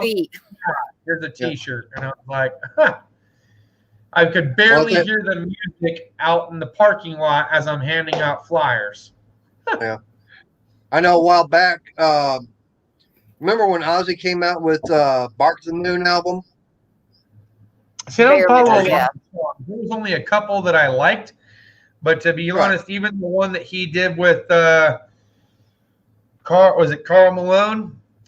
Post Malone, yeah. My daughter loved it. I just couldn't dig it, man. I was like, I want to, man. I just don't. There was only a couple that I even ever liked that he did in general. Like some people like Ozzy, and I'm like, well, I didn't really know. Crystal, you sound like you're around my age and everything. I know Justin, he's just a teenager still. But I'm not young, but I'm not old either. You know? Yeah, he looks like he's about 30-ish. You are. You're younger than I am, Justin. Yeah, that I can tell. Yeah. But anyways, on that video for but on that video for Bark at the Moon, that was all released before he went out on tour. And it's like I went seeing Ozzy, I think about 2 or 3 months after that video had come out. And like went to the concert, great show. And then about 4 or 5 months later, I was talking to someone, and it's like, man, I really like the drummer he has on the tour. And they go, yeah, Tommy Aldridge is okay. I go, no, he's got Carmine Appice. They go, the drummer that's in the video, Bark of the Moon. And they said, no, Carmine never played with Ozzy. I go, yeah, I saw him in concert and everything. It's like, when I saw him, it was Carmine Appice playing drums. They said, no, Tommy Aldridge went out on tour. And then finally one night, Carmine, he had his own band called King Cobra. And they played over, they played in Fort Worth. And so I wound up being able, after the show and everything was over, I got backstage and was actually talking to Carmine. And all of a sudden, security comes up and says, what are you doing back here? You don't have backstage pass. Carmine says, he's okay. He can stay. So I finally said, Carmine, answer a question for me.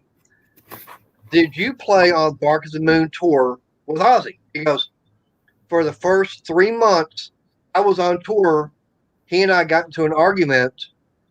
I got fired, and then Tommy Aldridge came in. I said, see, I had people tell me that you did not play at all on that tour. And I know that when you played Dallas at Reunion Arena, you were behind the drums. He goes, yep. Yep. I remember hearing about that, but how old are you, Mater? I just turned 56 last month. I was going to say 57. Okay, see, I've got Justin beat by 5 years. I will be 42 in June. There you go, Justin. Read between the lines. Those lines. I'll be 42 in June. I don't care. But you do have a little bit on me when it comes to the rock scene because I grew up country. Patsy, Hank Sr., Hank Jr., and that entire generation. Hey, don't forget Johnny. Holly. Oh, no. Oh. All of the Highwaymen, honey. All of them. Well, that'll be the day when you say goodbye. Yeah. I feel like somebody. Yep. Oh, yeah. Buddy Holly. Now, for me, I would have liked to meet Buddy Holly. I would have liked to have met Elvis. I'd have liked to have met Kurt Cobain. Yeah. Not me. I didn't like that music style. For me, the music I grew up on, it was, it was the message that he had too. So outside of his music, it was how he talked about how he went about creating it. Like, I think Underneath a Bridge is probably one of my more favorite songs because I lived that lifestyle. And I totally felt something when I heard him singing about it. And he wrote it when he was living under one. So it was like, yeah. You get that because you were there, and so was he when he wrote it. So you see, get for it. me, my music style, it starts off with back in the 50s. I like the 50s music. And can even get some of the stuff from back in the 40s. But it's me in the 60s. I mean, we're talking, all the surf music, the Beach Boys, Monkeys, right, the Hollies, right, Spencer Davis Group, the British Invasion, guy, huh? right, and then of course got to get into the late 60s, early 70s as far as when rock, heavy metal. I could not do Pink Floyd, man. I hate that guy. I hate his music. I hear it, and it's cringing. There's only one song I really like by Pink Floyd, and it has to be Another Brick in the Wall, Part 2. Not Part 1, Part 2. That's about the only song I hear anything about. Part 1, Part 2. He could have had 3 parts, and I still hate it. I hate Pink Floyd. That's about the only song of theirs I can deal. But the 70s music and into the 80s. I really like as they say, the hair metal, Poison, Cinderella, Queen. Trying to think. There's another one, Rock Goddess. Yeah. That was a female group Rock Goddess. They were a female group out of England. Yeah, Zeppelin, Debussy. Accent. Yeah. Now Go Accept. That was a good group out of Germany. Police. Deutschland. They were okay. Yeah, see, I grew up in the 80s, but I was listening to music from the 60s and 70s because that's what my dad and grandparents were playing. And now it's just whatever. Right. Now, for me, I liked Elvis. I would sit there and I could watch his movies. I've had his albums and everything. Now, I do like country music. I've seen Randy Travis in concert. I have seen Alabama.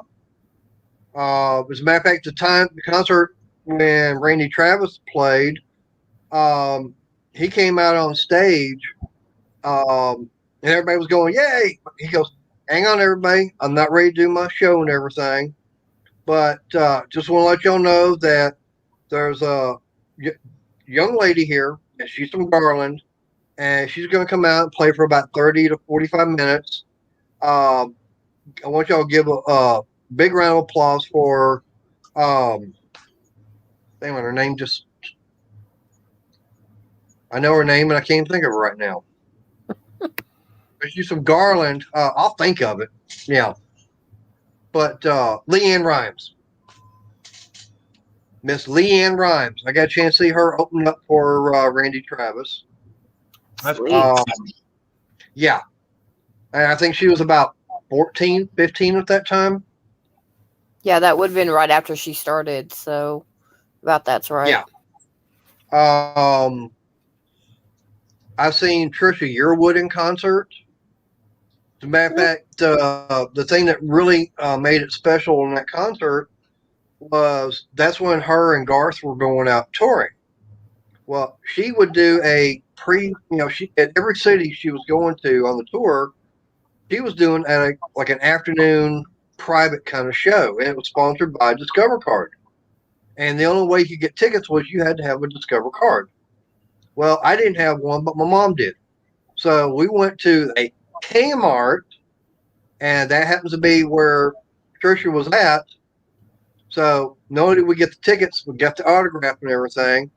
But the weird thing about it is the day of the concert was my birthday.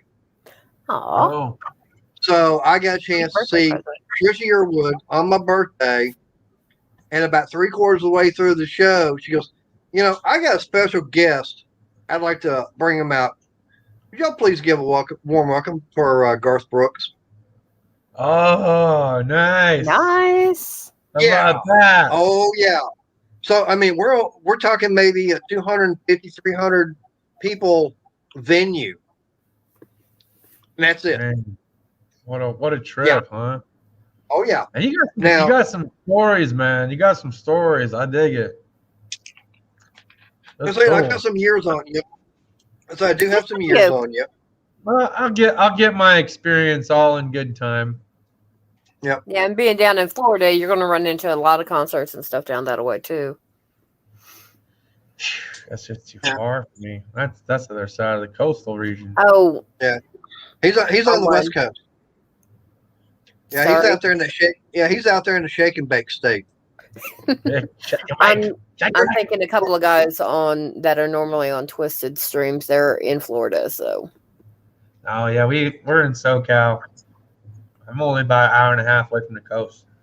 I've got a cousin somewhere out there. I don't know where. Maybe two, 3, depending on traffic. You know, LA traffic sucks, man. I mean, but if it's like midnight, ain't nobody traveling, you can probably get there in about an hour and a half, 2 hours. If it's broad daylight, people are going to and from work, you might be able to get there in about 4. Yeah. Sounds about like going to visit my dad. That's why I'm glad I'm less than 2 miles from work. The farthest I have to drive to work is 5. That's not bad. I was about 14 to 15 miles round trip, and now I'm about 7 or 8 miles round trip. Yeah, I've got one Devin, farthest I had to travel. I lost track of the mileage, but I can tell you it took me an hour and a half, hour and 45 minutes to get to work, and an hour and a half, hour and 45 minutes to get home. And I got so screwed hour-wise that I couldn't even afford the gas on a paycheck, because it was like I'd be there for 2 hours. They'd send me to lunch. I'd come back. They say, don't bother clocking in. Go ahead and go home. I was lucky to get 10 hours a week, and I was like, fuck this, dude. Yeah, no. If I cannot get a minimum of 25 to 30 hours, I'll find another job real quick. The farthest I've had to drive is 30 miles one way. Yeah, about a half hour, 45 minutes probably. No. The farthest I've had to, I'll say for me, it's probably been about 48 miles one way for me. Yeah. It's a pretty smooth trip when I would go to work, because I did overnight. So I just get on the highway, go 25 miles, pop off, go in the neighborhood, and off to work. 7 o'clock in the morning, take side streets and go home. I got a couple people between service riders and administrative people over in HR, and they travel from Hemet, which is, I want to say, a solid hour and a half, maybe 2 hours to come to work where we're at. And then they got to go home and do that again. And I'm like, dude, why? I mean, are you just making just that good, or was there just no position equal to what it is that you're doing in the area? Like, that just seems like a really far to go. And I've heard some people say, I have a friend out east, and I never met him, but his name is Garnett. He's got a channel, Garnett Tools. That guy is mobile, and he travels into the next state to work on forklifts, and then goes back. And I'm like, man, geez, you cross state lines, sometimes 1 or 2 states, to go work on them and come back. And he's like, yeah.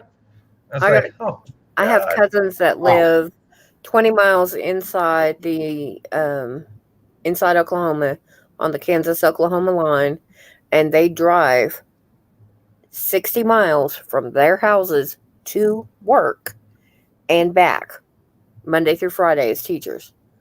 Now, I don't know what happened with the COVID stuff. Oklahoma can't pay their teachers right. They made, I think it was $8,000 to $9,000 more per year doing that. Just driving up to Kansas and back. Man, I don't know. That's tough. That's tough. That's one thing I'm glad about where I work at Like I said, I'm less than 2 miles away, and I'll put it like this. I've been there for almost 7 years now,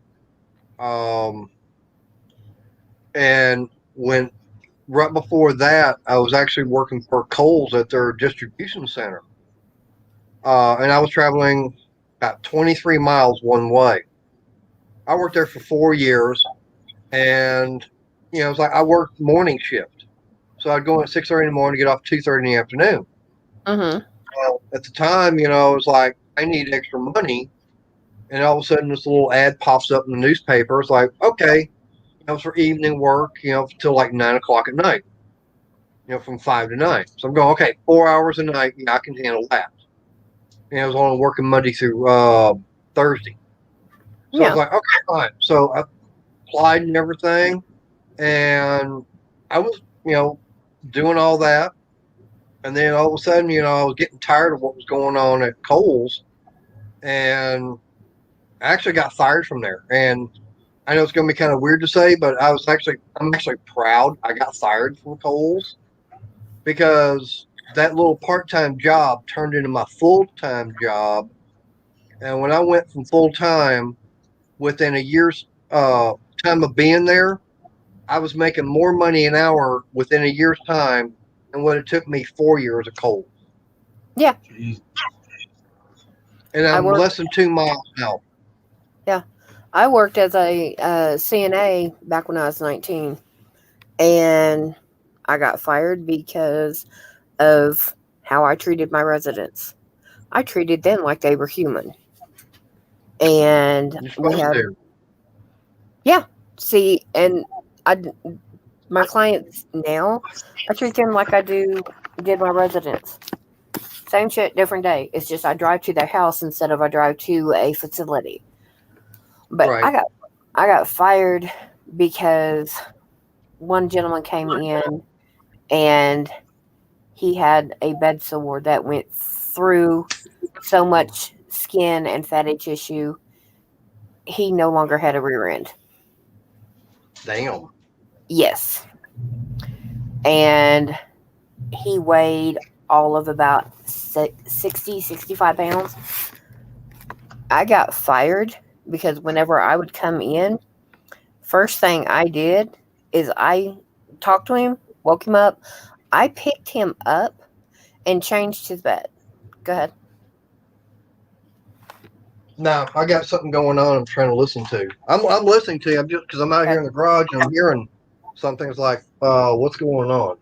Yeah, but I literally was able to pick him up and completely change his bed all the way down to the plastic while still holding him and set him down without jarring him, without him making any sound of pain at all. And now, granted, this is 20 years ago when I was 19. And laid him back down, walked out, had no problems. And his family saw me actually doing this. I got fired because I was too good at my job. That sucks. Yeah. Well, they said they fired me because I went against protocol because I was homesick with the flu after getting the shot, and I didn't call in. I couldn't call in. I was sitting on the side of the bed. Yeah. So now, yeah, I know all about that because I work for a glass company. I gotta get going. I gotta get going, guys. But I wanted to say thank you for having me. Hey, Justin, I appreciate you stopping by. Hey, believe it or not, this is my first live stream. I've actually gone with StreamYard. You were actually my very, very first guest on. I appreciate it. Okay, cool. Have a good night, Justin. It was good meeting you. Nice meeting you, Crystal. Nice meeting you, Tanner. You guys have a good evening. You too. All right, see ya. Bye. You gonna stick around for a while, Crystal?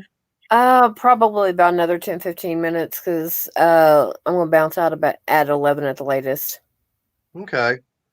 But I was going to say that now I work for a glass shop up in Addison. Like I said, that's the one I had to travel about 48 miles one way. Mm-hmm. And, I was a delivery driver. So I was delivering glass all over the Dallas-Fort Worth area. Yeah. And the shop I worked at, it's not your normal everyday glass shop. What we did is we did the edge work on glass. So if you wanted like a beveled mirror, that's what we would do. We had the equipment to put the bevel on there or put a flat polish or you want a pencil polish. We did all that kind of stuff. So we supplied all the little glass shops with that stuff. So anyways, I was on my way out to make a delivery at Fort Worth. And this was, of course, all after 9/11 had happened. Yeah. And anyways, I had a piece of glass. It was probably about 250 to 300 pounds. Yeah. And it's like, no, I'm not picking that thing up by myself. Mm-hmm. And I get out to the shop and everything to get it delivered. And the guy that, the shop guy, he goes, man, I'm on my lunch break. Don't worry about it because I've got like 2 more stops to go and I haven't even had my lunch. So I'm not even worried about it. I said, take your time. So he finishes up his lunch and we're kind of bullshitting and everything. And we go out there. We pick this piece of glass up and we put it on what's called banana dolly. Okay. It's basically about 6 feet in length and it's just wood that's got 2 big wheels on each side in the middle and then 2 little caster style wheels underneath on each end. But it's got that little slot and everything down the middle, set the glass on. Yeah. So we pick it up, put it on that, we roll it in, and we got an A-frame cart and everything. Okay, fine. He's on one end, I'm on the other. We pick it up. I've got one hand. I got because I'm on the one end. So I got my right hand up underneath it. I'm going to try and get the camera where you can see, how I'm doing it. You're fine right there. Just move your hand. I've got, I'm trying to get confused on this. Anyways, I got my right hand like this up underneath it, and then my left hand holding it like this. So bend down, pick it up, and go set it down on the A-frame cart. And next thing you know is I'm going to the floor. My end hits hard. I mean, we're talking, it hits real hard on the A-frame cart. And I'm laying on the floor. He still has his end about 4 or 5 inches up in the air and about that far away from the cart. And he sets his down, he gets his put down.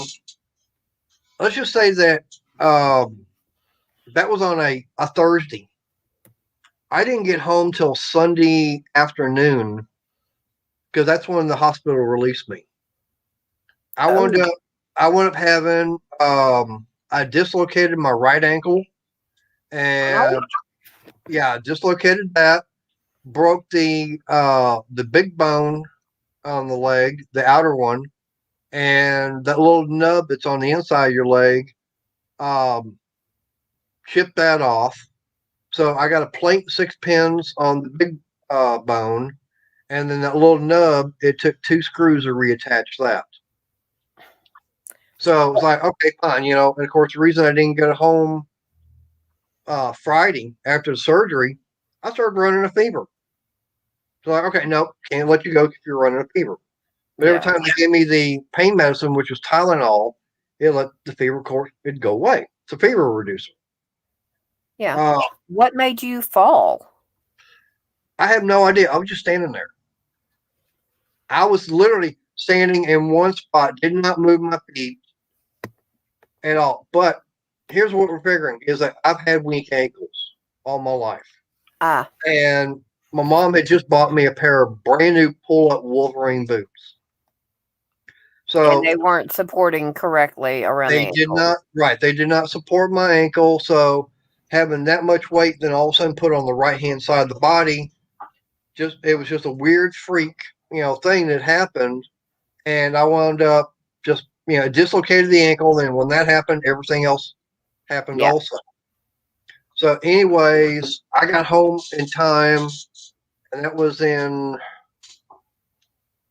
04. So I just got home in time to watch Super Bowl. Anyways, I was going to my therapies and, going back to see the doctor, all the time, keeping my boss up to date. He wanted me to come in and says, look, because I guess he didn't have to pay that workman's comp. So he wanted me to come in and sit down in front of a computer. Well, I couldn't drive anywhere because it was my right leg. Yeah. It was broke. So I got that in a big old walking boot. And, if I was at the house, I sit in front of the computer doing whatever on the internet. And it's like I'd have to take pain medicine every 2-3 hours because the swelling would go up. And I'd get knocked out, and then the boot and everything was loose. Anyways, I got my doctor's release to go back to work. I called him up. I said, this was, I think, on a Tuesday or Wednesday. Mm-hmm.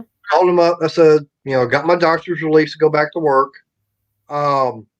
Since I'd been out walking on it for a month and a half, I said, I'm getting me a pair of sneakers and everything. Let me get them and get used to walking everything again for these next few days, and I'll be in first thing Monday. I said, okay, no problem. I come in to work that Monday morning. Before I could even clock in, he goes, I'm putting you on administrative leave. So basically, I was fired. Yeah, because you cost him buku money because you had an on-the-job accident. Right, but I never, filed, something like that. It was just a freak accident that happened. You don't have to. When you are admitted to the hospital while you're at work, they do it. They automatically contacted your boss and said, who's your insurance company? Because your guy's here in the hospital. Well, I'd actually contacted them right after it all happened. Yep. They're required to. If they do not come up with that information, then your boss can be fined, and he can, if it was a personal business, you could have owned him. Right. So, but I was 3 weeks from 10 years on the job. Yeah. And so it's like, for me being the delivery driver, if I took time off, they actually had to pull someone off with their job to go and do that. So the entire time you were on medical leave, they trained someone to actually do your job, and then brought somebody in to replace them. No, they just had someone else that they were doing their job at work, and then they were also have to go out and do deliveries. That's stupid. Yeah. But so it's like they didn't hire anybody else to replace them and everything during that whole time. Because they had to keep your spot open until you got there because you were on medical leave. Right. And then, of course, like I said, then I got fired and everything. And like I said, I was 3 weeks from being 10 years. Yeah. That's... And unfortunately, Texas is a right to work state. Mm-hmm. And I contacted several attorneys, and there wasn't a damn thing I could do about it. Nope. You can walk in smiling, and if your boss doesn't like how you smile, tells you go home, we no longer need your services, you're done. Yep. And luckily for me, the place I work at right now, the boss loves me. There's him. Okay, you got him. The owner. Yeah. You got his son. As far as everybody out in the shop, and then there's me, basically. And there's only 3 guys that are still there. It's been there longer than I have, but when it comes time for getting stuff done around there, I mean, like, he'll come up to me and say, well, we're going racing this weekend, so you're going to be in charge. You're going to be in charge. You got to make sure the oven and everything is shut down. Okay. Make sure UPS is all done, and so have a good weekend. Okay. So that's me. Yeah. See, that's what I like about my job now, because I've got 3 clients that the previous PCA had. Right. And I got one of them today. He didn't want to let me go home. I said, but I'm supposed to leave. He goes, you're good company. Hang around a minute. I had one of them I help make food if they ask for it. I am not allowed to eat their food in their house. I pulled down a plate. He grabbed that plate and he said, grab me another one. I was like, okay, but you're the only one eating. He grabbed the first plate, set it up, and then he had me set up the second plate. He took them both over there to the table and he said, sit down and eat. You're not getting away with this. Sit down and eat. Okay. I'm not going to argue with a 64-year-old man when he says eat. Yeah. Even though. And that's a client, so. Yeah. Yeah, do what the client says. I mean. To an extent. Right. So it's like you don't want to get them mad and upset where they're going to say, hey, I told her to do something, she didn't want to do it. Yeah. That could come back on you. Well, I had one that I had my entire schedule changed because I was supposed to go in and clean. And then I can go shopping one day a week. I went in the second day to work for him. I went shopping. Right. And all that ice and shit hit in February. Yeah. Okay. I knew my clients needed me to go shopping for them. So I went Monday. I went Tuesday. I went shopping. I was out until 8:00 at night on Tuesday evening. Yeah, in my little bitty Honda Civic, driving on 2 and 3 inch snowpack ice. Yeah, I know, because I know down here we were getting it, and then of course Wednesday we started getting more of it, and for a normal 6 or 7 minute drive to work for me, took you almost 20. It was actually taking almost 25 minutes. Yeah. Because, I'm doing, like 10, 15 miles an hour. But you're having to avoid everybody else. Right. And the fact is that, one area the speed limit's 45 and here I'm doing maybe 20. Yeah. I'm in a 40-mile-an-hour road and I'm doing 20. I'm seeing full-size Chevys, Fords, everything. I'm seeing them ditched on the side of the road and my little is just going. I'm good. That's it's like my little Caliber. I had no problems as I was taking it easy. As a matter of fact, what was funny is that Monday morning after, and we had everything Sunday and then Monday morning. Yeah. I got out and I'm looking and it's like, crap. And my next door neighbor, he's got an F-350 crew cab dually 4x4. And he couldn't get up the street. I'm going, if that damn 4x4 cannot make it, 40 feet up the street and this kind of stuff, it's like, I'm probably not going to be able to get anywhere with my little front wheel drive car. And you got out, no problem. Actually, Monday and Tuesday, I stayed with my buddy at home. It's like, I'm not going to risk it. It's like, I don't need to be that bad. And then Wednesday, Wednesday, Thursday, and Friday, I did go to work. Of course, there was several people that didn't even show up at all that week. See, I skipped Wednesday and Thursday morning. By the time I had to go to my second client, which was the guy that he kept wanting me to go shopping. He didn't want me to clean or anything, which is so after 3 shopping trips, I told my boss, I was like, I'm done. I don't like it here. I don't want to be around him. Right. And he didn't do anything. He didn't take any advances or anything. It's just, I was uncomfortable.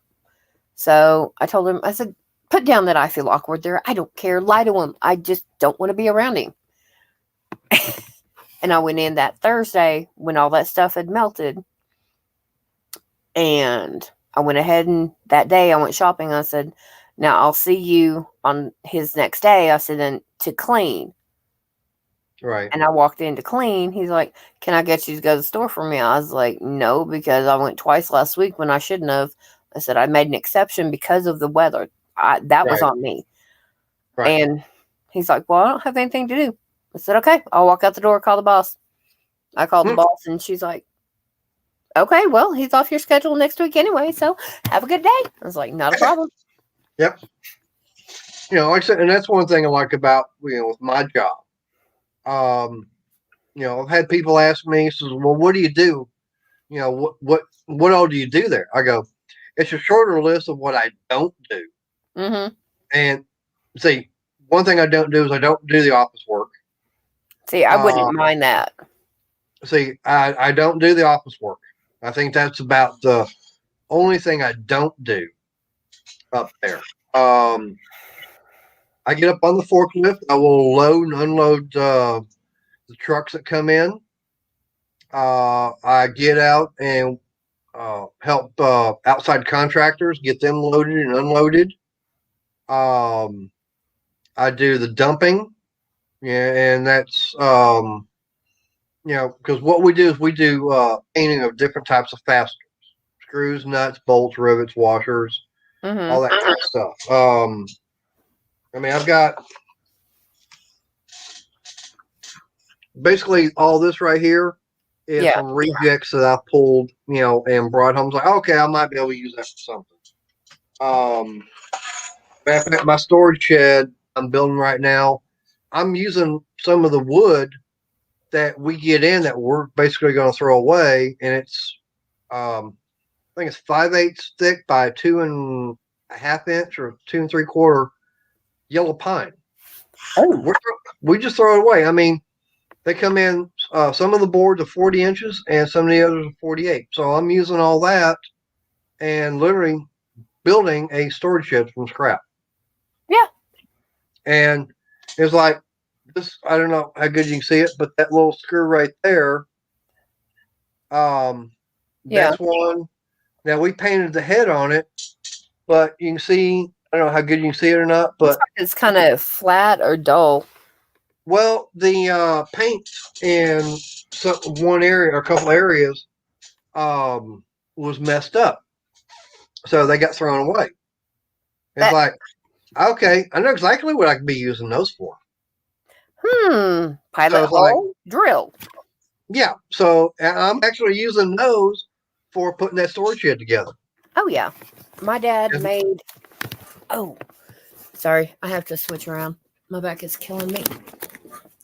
My dad actually took 12 by 1, the yellow pine, and he made a standalone closet. Yeah.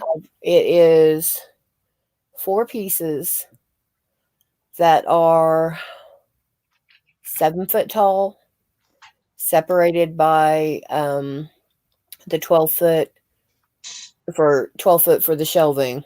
Inside 2 of them, and then there are 2 shelves across the middle with bracer boards across the back that he took a plank and split, and that's about 4 foot across. The entire thing is less than 8 foot across and 7 foot tall, and has 1 50-inch dowel rod as for the hangers. Not bad. Yeah. I don't know if you can see it. I don't know if you can see it or not, but I'm gonna get my. Give me just a second. I'm gonna switch over to the YouTube side so that I can blow it up and see it. So give me 1 second.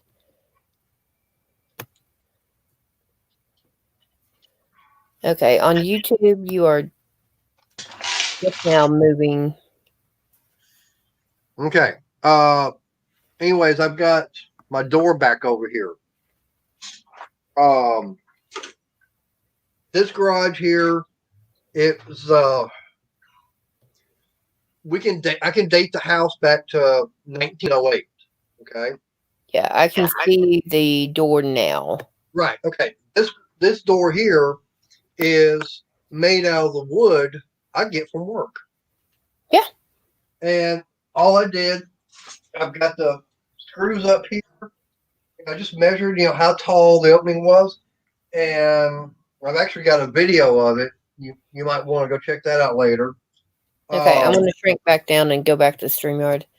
Right. The piece that you have under the light switch with the two holes, two knots in it.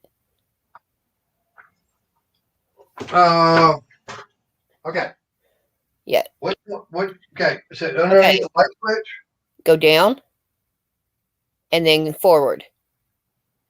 So about this way. Yeah. Go forward. Keep going. Oh, so about over here. Right. Back up just a little bit, and down. That board. What about it? That is what that closet is made out of. Okay. You see that one with the two knots in it. Okay, yeah, because that is actually the one right behind where you're measuring.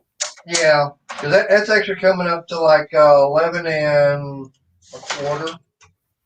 Yeah. But yeah, like I said, this wood here is all I get from work. So I mean, I can pick it up. I mean, I've got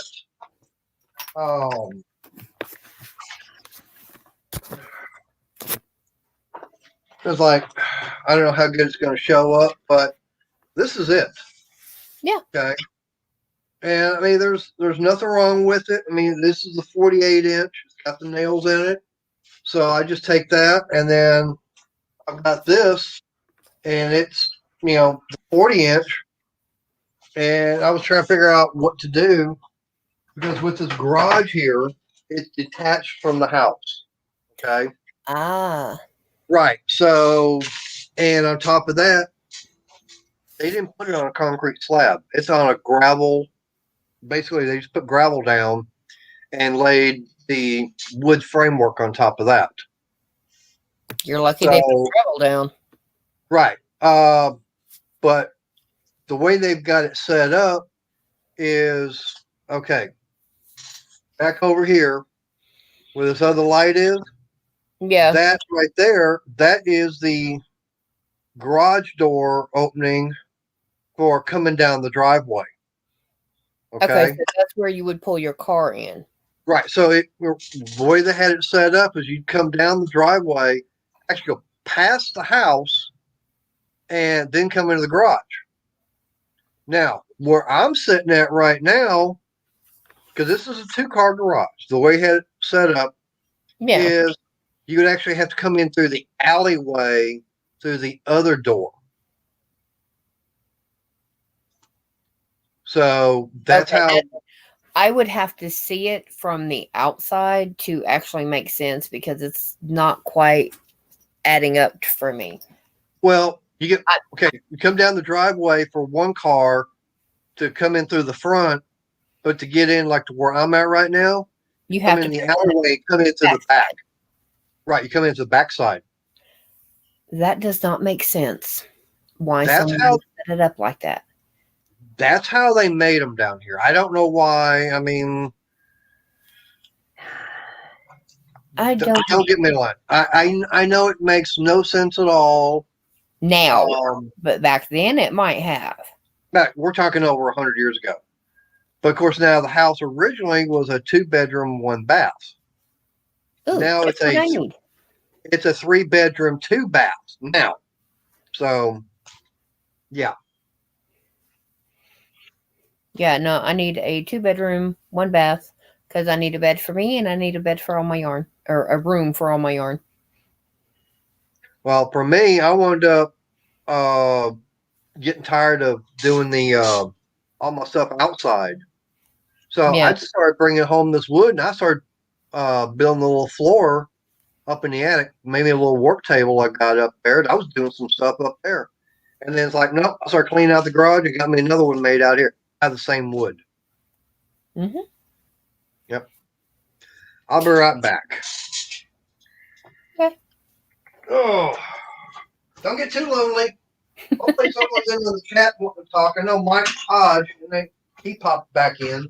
Yeah, and there's a gentleman called, I'm guessing it's a gentleman called I Who.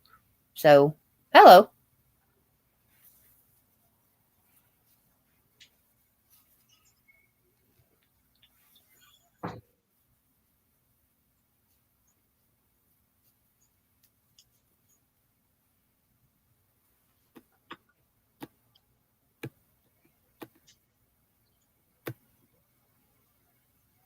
Oh, it's Jehu, not Ihu. I apologize for that.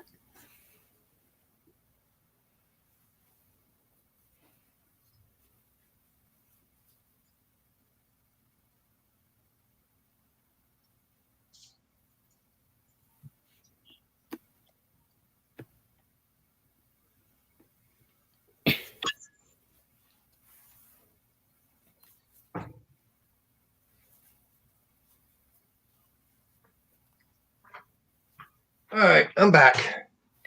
I had to go do a. You can say I had to go do like a George Strait. I had to go play fireman. Jehu, what is up, my bro? Hey, you gotta let Ed know I'm on. Or is he over there with Power Stroke? Achoo! I'm sitting here working on a shawl, so I'm gonna, as soon as I get it done, I'm gonna send it to Mark and Sandy of Twisted V Twin. Yeah, I'm probably not gonna be. I usually don't catch his streams in the Saturday and Sunday mornings. Yeah, because that time I'm still. I have an alarm set so I can get up at 5:15 our time because you're on Central Standard Time too, right? Correct. Yeah. Yeah. So I get up at 5:15 our time so that I can be awake enough to leave at 7:30, and depending on the day, repack my bag for who I have to go visit. Right. I know for me, I got my, Monday through Friday, I've got my alarm set for 6:30 because I have to be at work at 8:00 in the mornings. And right now, as busy as we are, I'm usually not getting home till somewhere between 7:30 and 8:00 at night. Yeah, see, I wouldn't mind a job like that, but I'm 42 and my back is out of whack and my knees are shot. But this is the first job I could get after being off work for a month. So you're still young. Yeah, but I've had 2 kids, and when I had my first one, they screwed up with the epidural shot. Ouch. Yes, so that's why my back is messed up. And my knees are just shot because I've wore the hell out of them. Yeah. I know for me, I've got a high metabolism. So, and I've got, I've always been kind of, as I say, been on the hyper side. And it's like, I just got that get up and go, go. And, I'm 56 and everything. I've still got that. I'm still, it's like, I have no prescription medication I have to take. I don't either. I'm glad I don't have that. And now I do have to, of course, wear my glasses, especially with DPS has to say about it. Yeah, we won't go into me trying to drive without them. No. I mean, I can see things good. I mean, I don't have them on right now. But things at a distance just get blurry. So it's like I just got to have them for seeing things at a distance to make sure they're, clear. Yeah. Now, the one thing I do like is that at work, we all have to wear safety glasses. Yep. Well, since I've got prescription glasses and everything, free prescription safeties. Right. The boss paid for them. Yep. He actually paid, right. And matter of fact, not that long ago, I told him, because he was saying, man, you got problems seeing things? I go, I might. It's been a while since I've gone and got my eyes checked. He goes, get a prescription. I mean, go get a appointment and everything. Go get them checked and everything. You pay for that. I'll pay for a new set of glasses. Yeah. Okay. So, I mean, they are safety glasses. They've actually got the little stamp on there saying was it OSHA approved or whatever? Yeah, my dad had a pair before he retired. Yeah. So I've got those. I mean, I'll wear them, when I'm out either in my car or on the bike. Either one of my bikes actually now. But yeah, I mean, it's like, okay, I don't mind. Yeah, the only pills I take are aspirin, ibuprofen, whatever, and that's just when I have slept wrong or I've sat too long in a position and my back has decided to twist. So I take something, I lay down, I'm good. All right. To me, now I'll get a headache, every now and then. Oh, And that takes migraine strength for my headaches. And that's right. And the only thing I find that actually does work for mine is naproxen sodium. Yep, that's the generic of that's the active ingredient in Aleve. Right. So, and of course, I always say, well, Aleve or naproxen sodium is about the only little blue pill I ever take. Yeah, I don't have to worry about any guys with that little blue pill. Yeah. No. There's a reason I'm single, and right now I'm pretty good at being that way. Yeah. Well, I'm single myself. I was in a very short relationship, and she had the way her ideas were about being in a relationship was totally different than mine. And it's like, no, I'm sorry, but I'm with you, and that's it. If I see somebody, because of what I have done in my life, I'm a flirt and a half. I will totally, completely admit it. I have fun with it.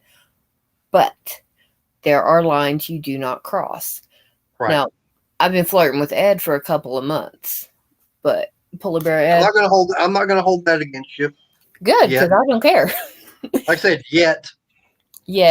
Now, if I made the agreement with you or with him, whomever, or even with some guy that I know down here that y'all don't, that I am going to be in a relationship with that person. That's it. I will still flirt, but I would back up because there's a certain, you can flirt if you're single one way, and if you're not single, you need to back up.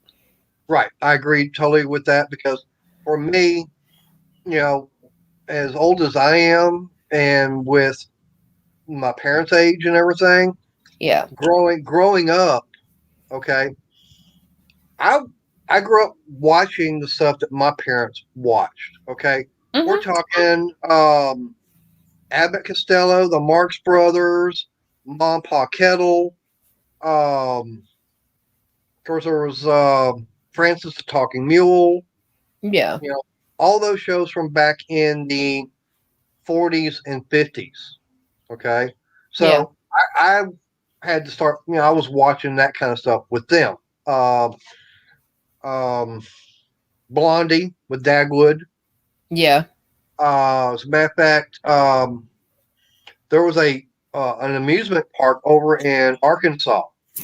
It was called Dog Patch USA, and I've actually been there. I've heard of it.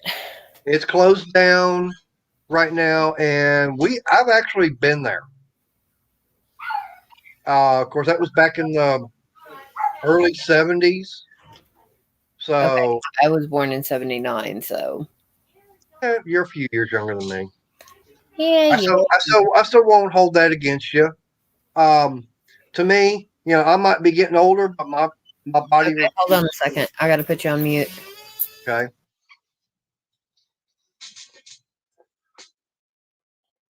Hey, Mike, you still hiding out there? Who's all hiding out there? I ain't seen nobody been putting anything in the chat right now.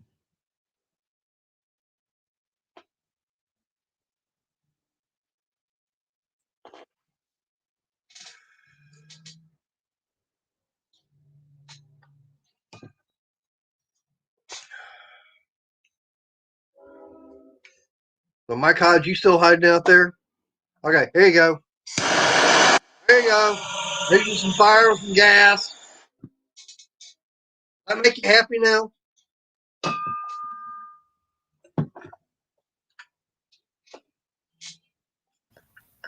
Sorry about that. My kid just came home from work, and he had to give me the keys back because if I don't get the keys, he don't get the car once I start driving it. Right. But as far as what we were talking about, to me, Now, my grandmother on my dad's side, she was from Germany. That was her home country. She actually came here from Germany. Yeah, my kid's grandmother was from outside of Munich. Right. So she brought the old school way. When she came here, she had the old European school way of raising kids. Okay. Don't spare the rod. Right. So that's why my parents raised me and everything. And yeah, I'll admit, yeah, I got my butt beat several times.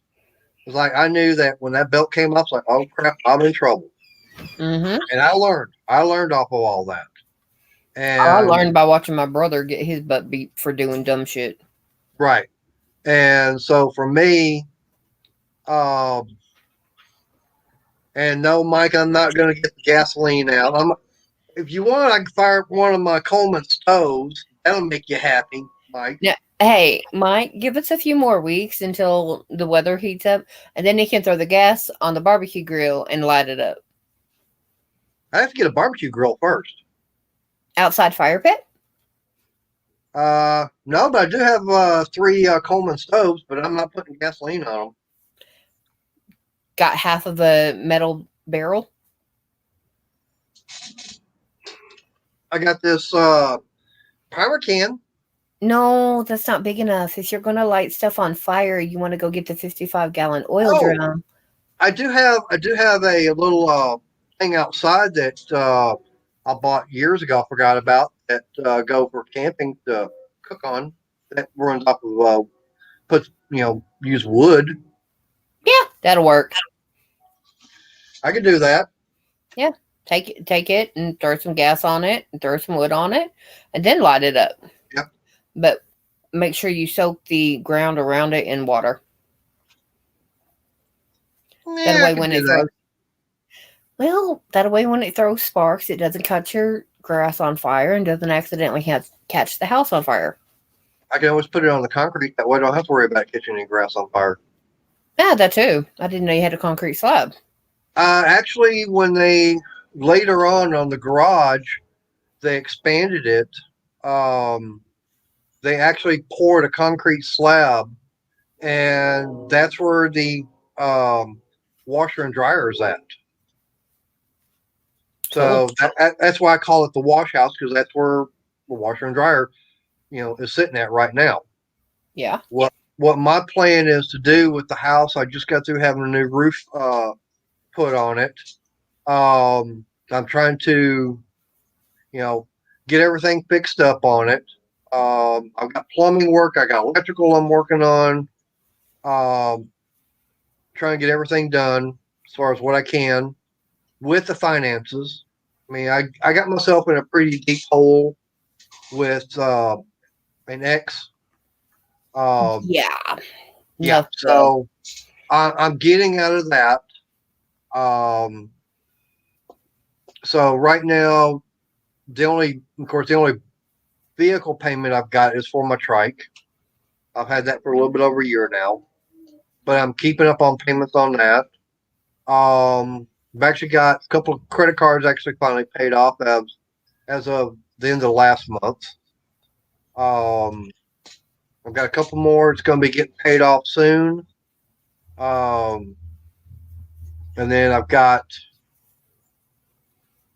it'll give me 3 more I've got to deal with, and I'll be getting them paid off. I know 2 of them paid off, hopefully by the end of this year, which will leave me one with very little left on it, and then just my bike payment. Then all I have is like my cell phone, my car insurance, the bike insurance, bike payment, and that's going to be about it. I have part of the rent. I pay the water and electric, and I pay $30 a month in gas for my natural gas for my water heater. Right. So I pay the utilities. I pay part of the rent. Have no car payment because I owe $100 on it, but it's to my brother, so it's not that big. And I've got to get my title changed over, keep up on my insurance, and redo my driver's license. It's due at the end of the month. But I just had mine done. Yeah, I just had mine redone last month because it was expired. Yeah. I have student loans, so that kills me. Right.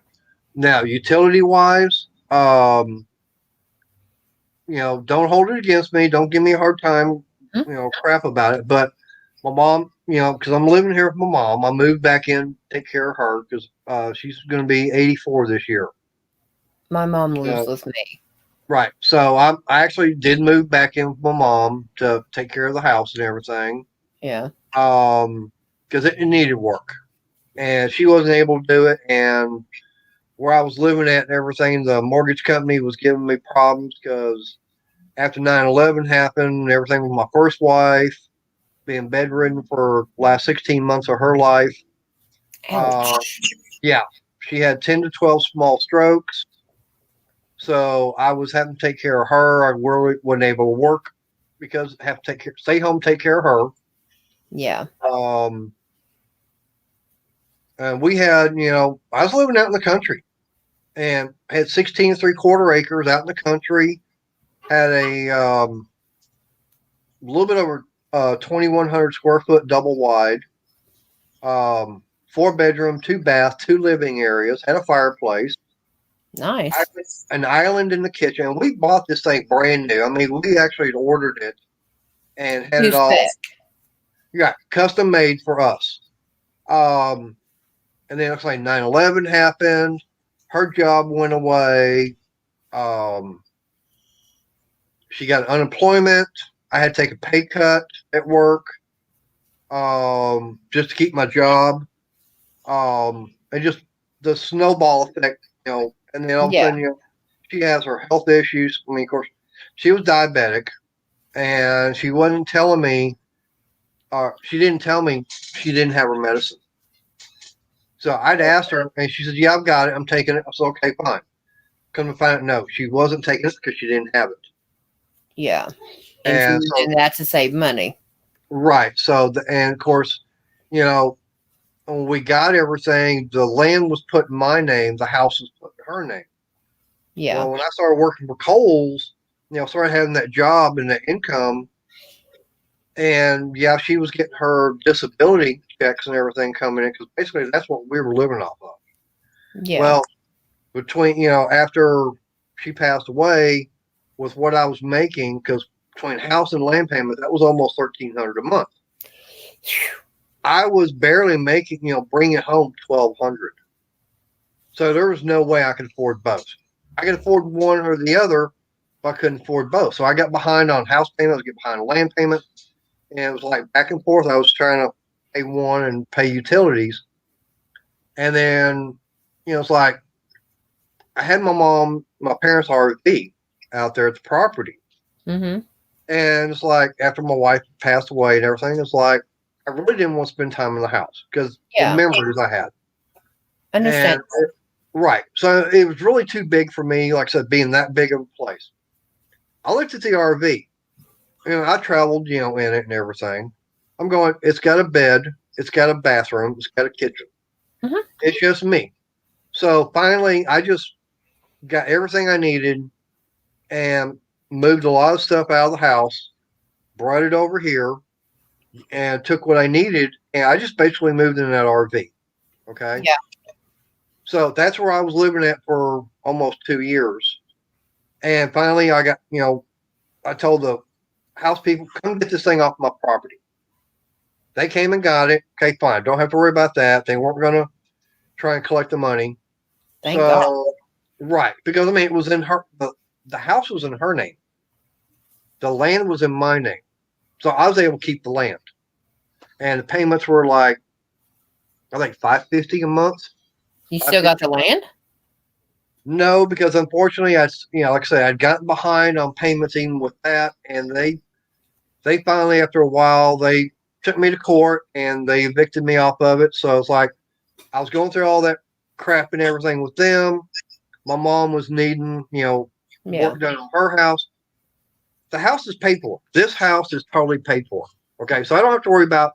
There's no mortgage payment. Good. So the only thing I got to worry about is water, electric, regular utilities. Right. So just regular utilities. That's all I got to deal with. And that's it. And she retired from Southwestern Bell. So she gets a big discount on her telephone bill. Nice. It's basically for a local phone call, stuff like that, all free. It's free. Nice. Because the position she was at, that's how high up she was. So she gets, basically, so the only thing she has to worry about paying is for the internet. And she can get that cheap because it's going through AT&T. Right. So we're going through AT&T. So I think that's running about $55 a month. I go through Cox Cable up here, and it's running $100 a month. Damn. Well, that's phone and internet. That's it. Right. So I mean, like I said, I'm helping her out by getting things done around the house. I negotiated with Lowe's to get the new roof put on the house. That was just under $11,000. Nice. Yeah. Matter of fact, I got a problem with it. I've still got to get the guy to come out here, and they've already been out here once to fix the problem, and they want still screwing it up and created another problem. So I got to get the guy to come out here, take a look at it, try and get it fixed and everything. Because I'm not happy with it. So anyways, I got to deal with that. And like I said, the electric in this house, like I said, the house was built in 1908. Yeah. It has 18 gauge cloth wrapped aluminum wire in it still in some areas. Whoa. So I have been slowly replacing that. Okay. Give you an idea. Her bedroom, her bathroom, my bedroom, the dining room and living room running off of one 20 amp breaker with that cloth wrap 18 gauge aluminum wire. And nothing caught on fire? We've already had one fire in the house. It was my old bedroom that caught on fire back in either 78 or 79. And that one, they attributed it to an electrical fire. Yeah. So that part was all redone. So we had a certified electrician come out and have to redo all that. And by code, where the breaker box was at, couldn't be there. So they had to relocate it. They left that cloth wrap aluminum wire. Well, when you saw the live stream and you saw behind me, you saw my breaker box on Mark's live stream. I don't remember if I saw that or not. Check out the last little bit of it, or where I was actually came up when you were there. You can just literally look behind over my right shoulder. Okay. And you'll be able to see my breaker box. Okay. Well, ours originally still had the glass type fuses. And it was on the front porch. Yeah, but it was still on the front, out there on the front porch, and it was about 7 feet in the air. So by code and everything, they had to get replaced. Now, the only drawback to it is the fact that they wound up putting Federal Pacific breaker box and breakers in there. Okay, I don't know what the difference is besides that it's not the glass fuses. Federal Pacific is going out of business 20 years ago. You cannot buy a Federal Pacific breaker box anymore, and their breakers. Okay, give you an example. I can go to Home Depot or Lowe's or Walmart or any local hardware store. Yeah, anywhere that carries hardware and breakers. Right. I can get a GE thin 20 amp breaker for what, $5? That same breaker, right? But that same breaker in Federal Pacific, it would cost me $80. Yeah. So that's why I'm trying to stay under the radar by the city, because I know if they they knew some of the stuff I was doing, I'd be, no, you can't do that. You gotta get a permit. And I'm going, read between the lines. It was like, screw you. I'm trying to get this stuff done to keep my house from burning down. Is there any way you could switch it out with the GE and not cause problems? I can.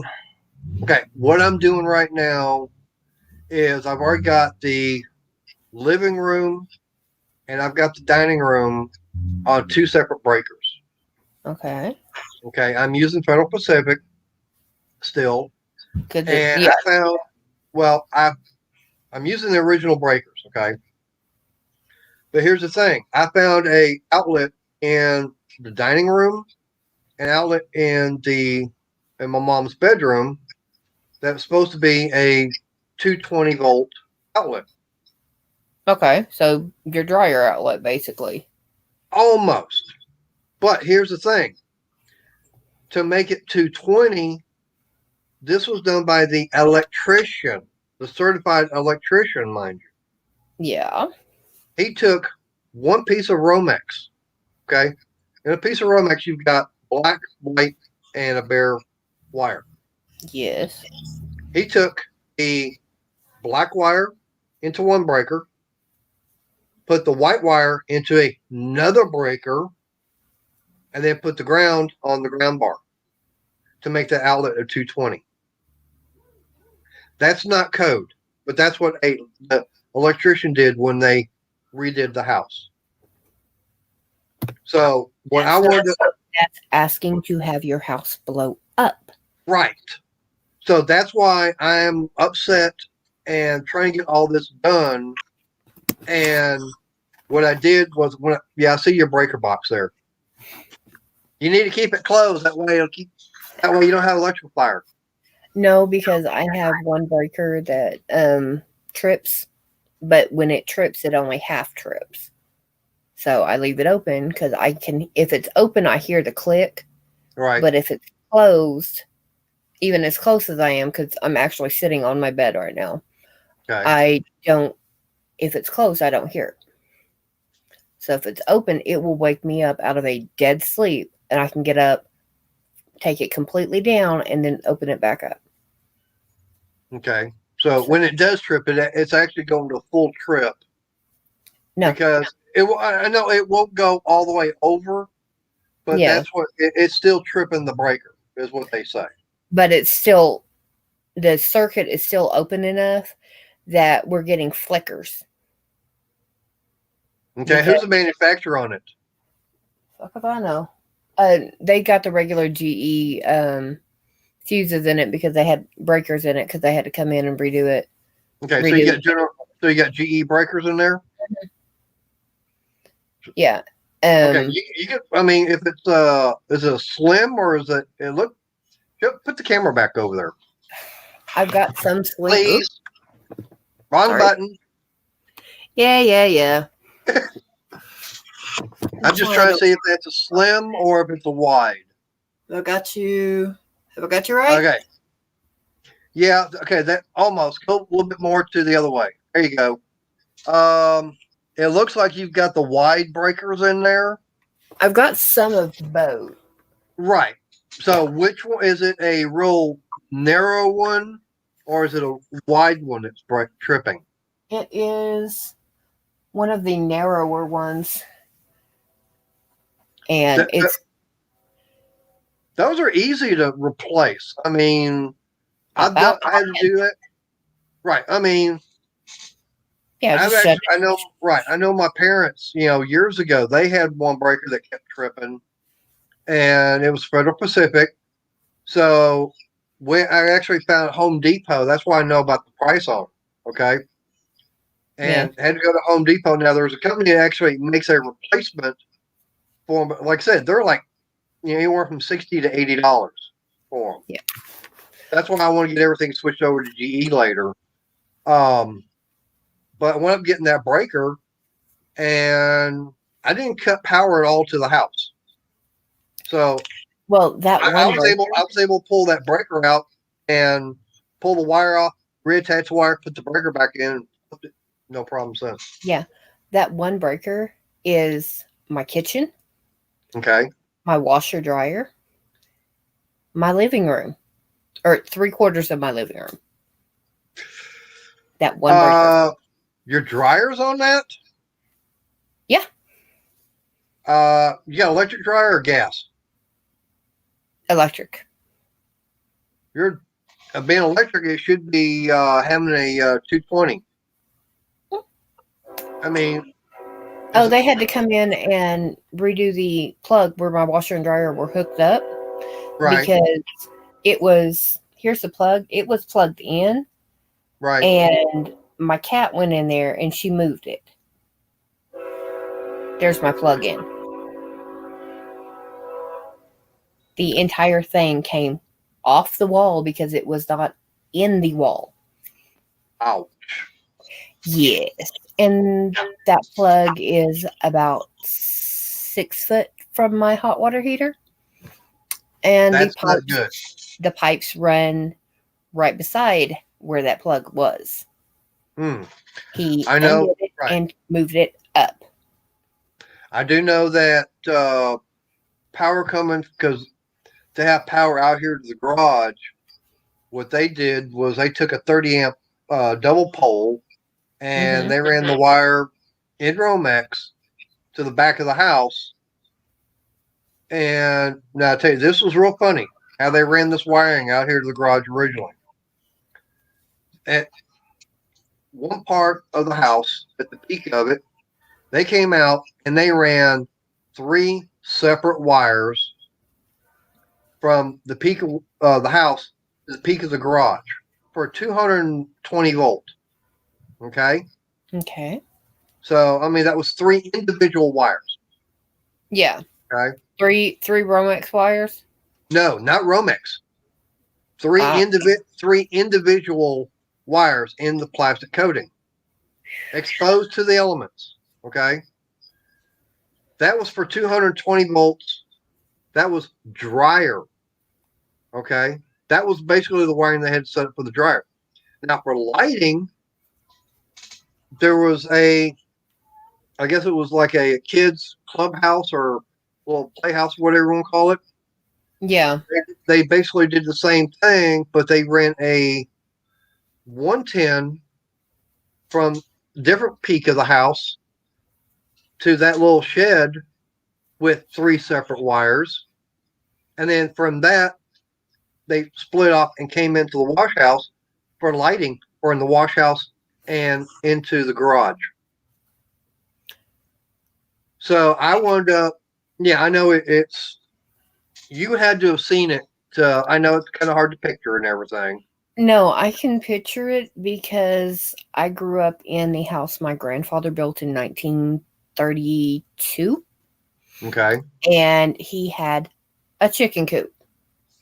And he had pigsty. In order to get lighting in the chicken coop, he ran the wires out not off the peak of the roof. He ran it out from underneath the roof eaves.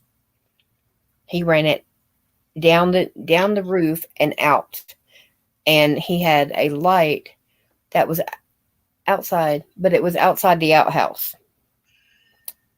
And that one ran from the chicken coop to the outhouse. And then from the outhouse to the pig pen. Bam. Yeah. Yeah. So what I wound up doing when I saw that, because I know I was moving my ladder one time, and I got lucky because all of a sudden I wasn't paying attention, and I hit those wires, and all of a sudden I'm hearing sparks, and I'm looking up, oh crap! And it was aluminum ladder. Oh. Yeah. So I was like, after a while, I was like, no, I got to do something about this. and I found it was a 50 amp double pole Federal Pacific breaker on eBay. Yeah. And it's like, no, I've got to do something that's different. So, about 3 years ago, I wound up getting the wire. I think I forget how many feet of wire it was. I think I got about 130 feet of it in Romex. And I took I ran everything first, ran my wire, and on the back of the house where the little vent thing is up there in the attic, I put the conduit. I got that, the PVC conduit engraved. Yeah. And I know from the back of the house at the bottom to where it comes up to the garage, I hand dug about 22 feet in length and 2 feet deep, all by hand. Did that all by hand. So that way I had it buried. I got the conduit and everything, all buried and everything, ran it up, got everything set up, and then I actually ran the wire, through that conduit and everything from the house into the wash house section, and then ran it from there up to the front of the house and down through the attic and everything into where the breaker box is. And I took that, it was a 30 amp double pole. I took that out, put that 50 amp in there, got it all hooked up, and I've got a separate breaker box out here in the wash house. That way I've got a breaker set up for the dryer. I've got one set up for the washing machine. I've got one set up for lighting in the wash house. Yeah. I've got a breaker for the lighting I've got out here. And then I've got another breaker set up for my electrical outlet I got up in the garage. So, and I've done all that, and I'm doing it all with the regular Romex that you buy now. It's, what is it, 14.2? I think they've got a 14, and I think they may have an 18 that would be considered for industrial. No, this is 12.2. 12? Okay. Yeah. Then it's 14 would be the industrial. Actually, 14 is lighter. Okay, what's real funny is that the smaller the number, the thicker the wire. So the bigger the number, the thinner the wire. Yeah. So, okay. So anyways, like I said, I've got 12 gauge wire, which I mean it's going to have your black, it's going to have your white, and then it's going to have your bare, ground wire. Right. So I'm doing all that. I'm actually having it. Some of this might actually be up above what it might be above and beyond what code is actually requiring. So I'm doing it all that way. I know it's safe and I don't have to worry about it. Oh, sorry. I helped my dad re-sheetrock, replumb, and redo the electric in my grandfather's house. And we started at, I was 10 and a half. I was 10. I had just turned 10 because that was right after my birthday. And it took 3 years to do. Mater. My kid's last name is Mader. So they were called Mater all during school. For me, that's my road name with the motorcycle ministry I'm with. And I got that once I got fully patched in. Because, everybody, it all goes back to the military from World War II. I mean, if you think about, like in the movie Top Gun, what was Tom Cruise's call sign? Maverick. And of course, his Rio was Goose. Well, that's basically like a road name. So everybody, like in the military, they would always have that. Well, most of the guys that started the motorcycle clubs and everything after World War II, they all had their road names. It was like everybody had their, their specific nickname they went by. Yeah. So since I happen to like stock car racing and stuff like that, a little bit on the goofy side.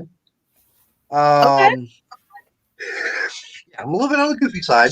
So I was like, Mater would be perfect. Like, hey, I'm good with that. Sorry, that was Sandy's shawl that I was wiggling around. I am 1 1/4 ball into it. And I'm using a 5mm hook. Now, that's something I'm not familiar with as far as knitting. I know it's, what was it, knit one, purl two? That's okay, crochet. Different. That's 2/6. One hook is crochet. Oh, okay. See, I never got into that kind of stuff. And that's fine. But some people will get very, very pissy at you about that. Yeah, that's kind of like for me when I was doing automotive work. The one thing, I did, air conditioning. I'd work on air conditioning. I still do it today, every now and then.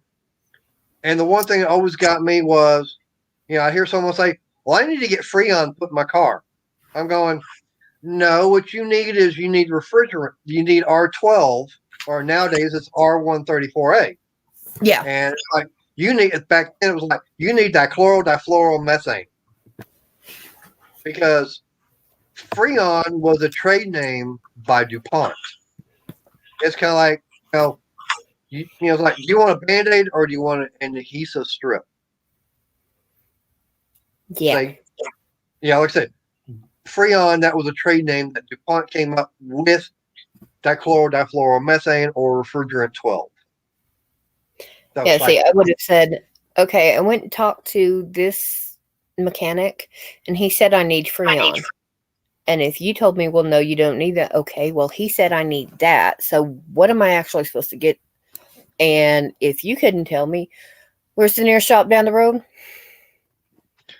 Well, like I said, Freon, it's a trade name by DuPont. That was, they came out when automotive air conditioning came out back in what, 40s or 50s or something like that.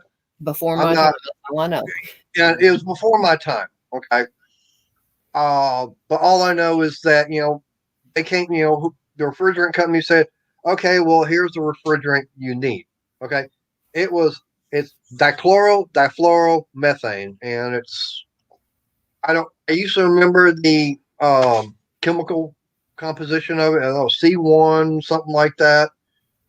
I mean, it's been years. But anyways, all I know is that it was that or refrigerant 12. And if you actually went to an automotive place that carried it back then, it's like you look on the can and it would say R12. Yep.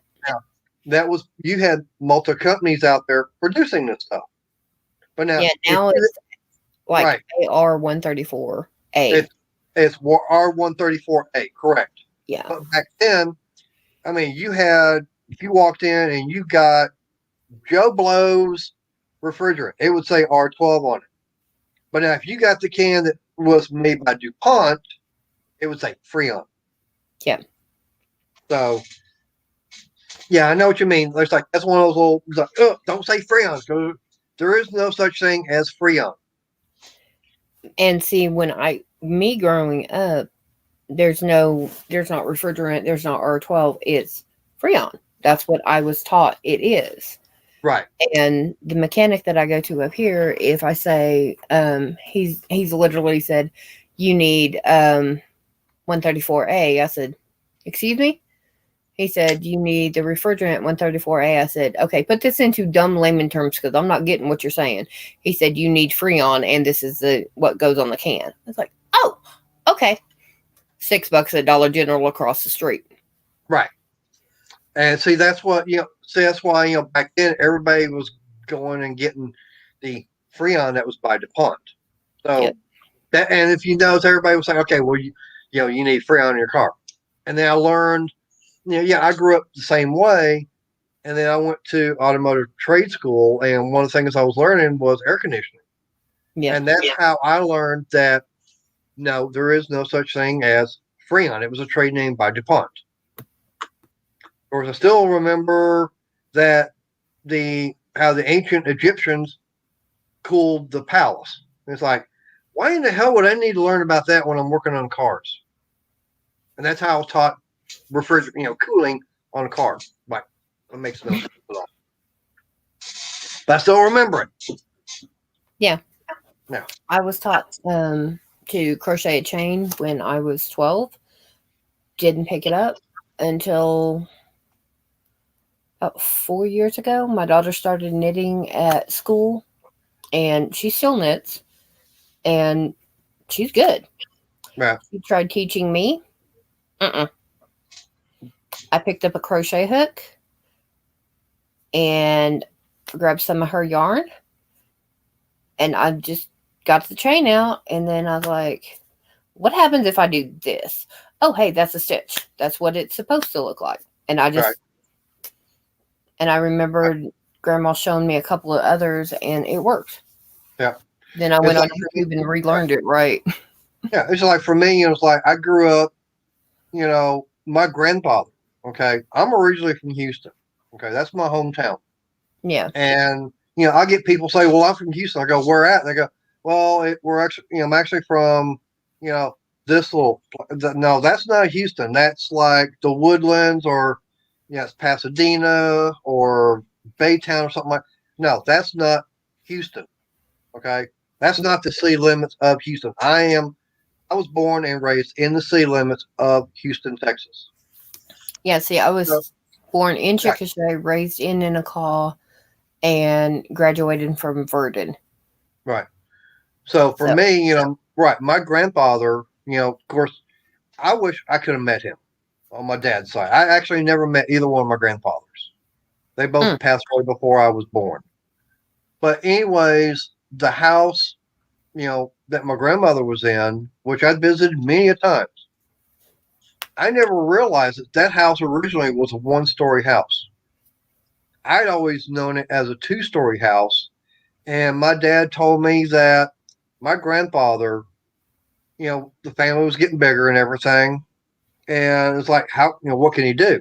He's already added on another bedroom to it and everything, and made the house, as a one-story being bigger. Yeah. What can he do?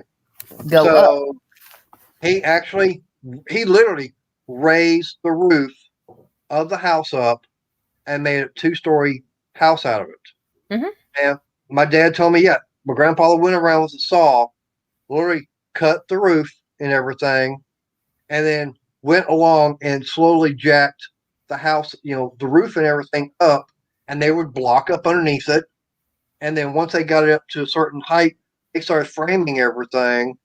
Yeah. Brought the roof back down, reattached it, and got it all enclosed. Siding and everything. Right. And then, of course, he was going to tile the floor. And my dad said that he always had what he called the rainbow room. Rainbow room. Okay. Well, at the time, because my dad, he was born in 27. Okay. So it was kind of like back during the Depression era. So when all that happened, I got to stand up and get a cramp in my leg.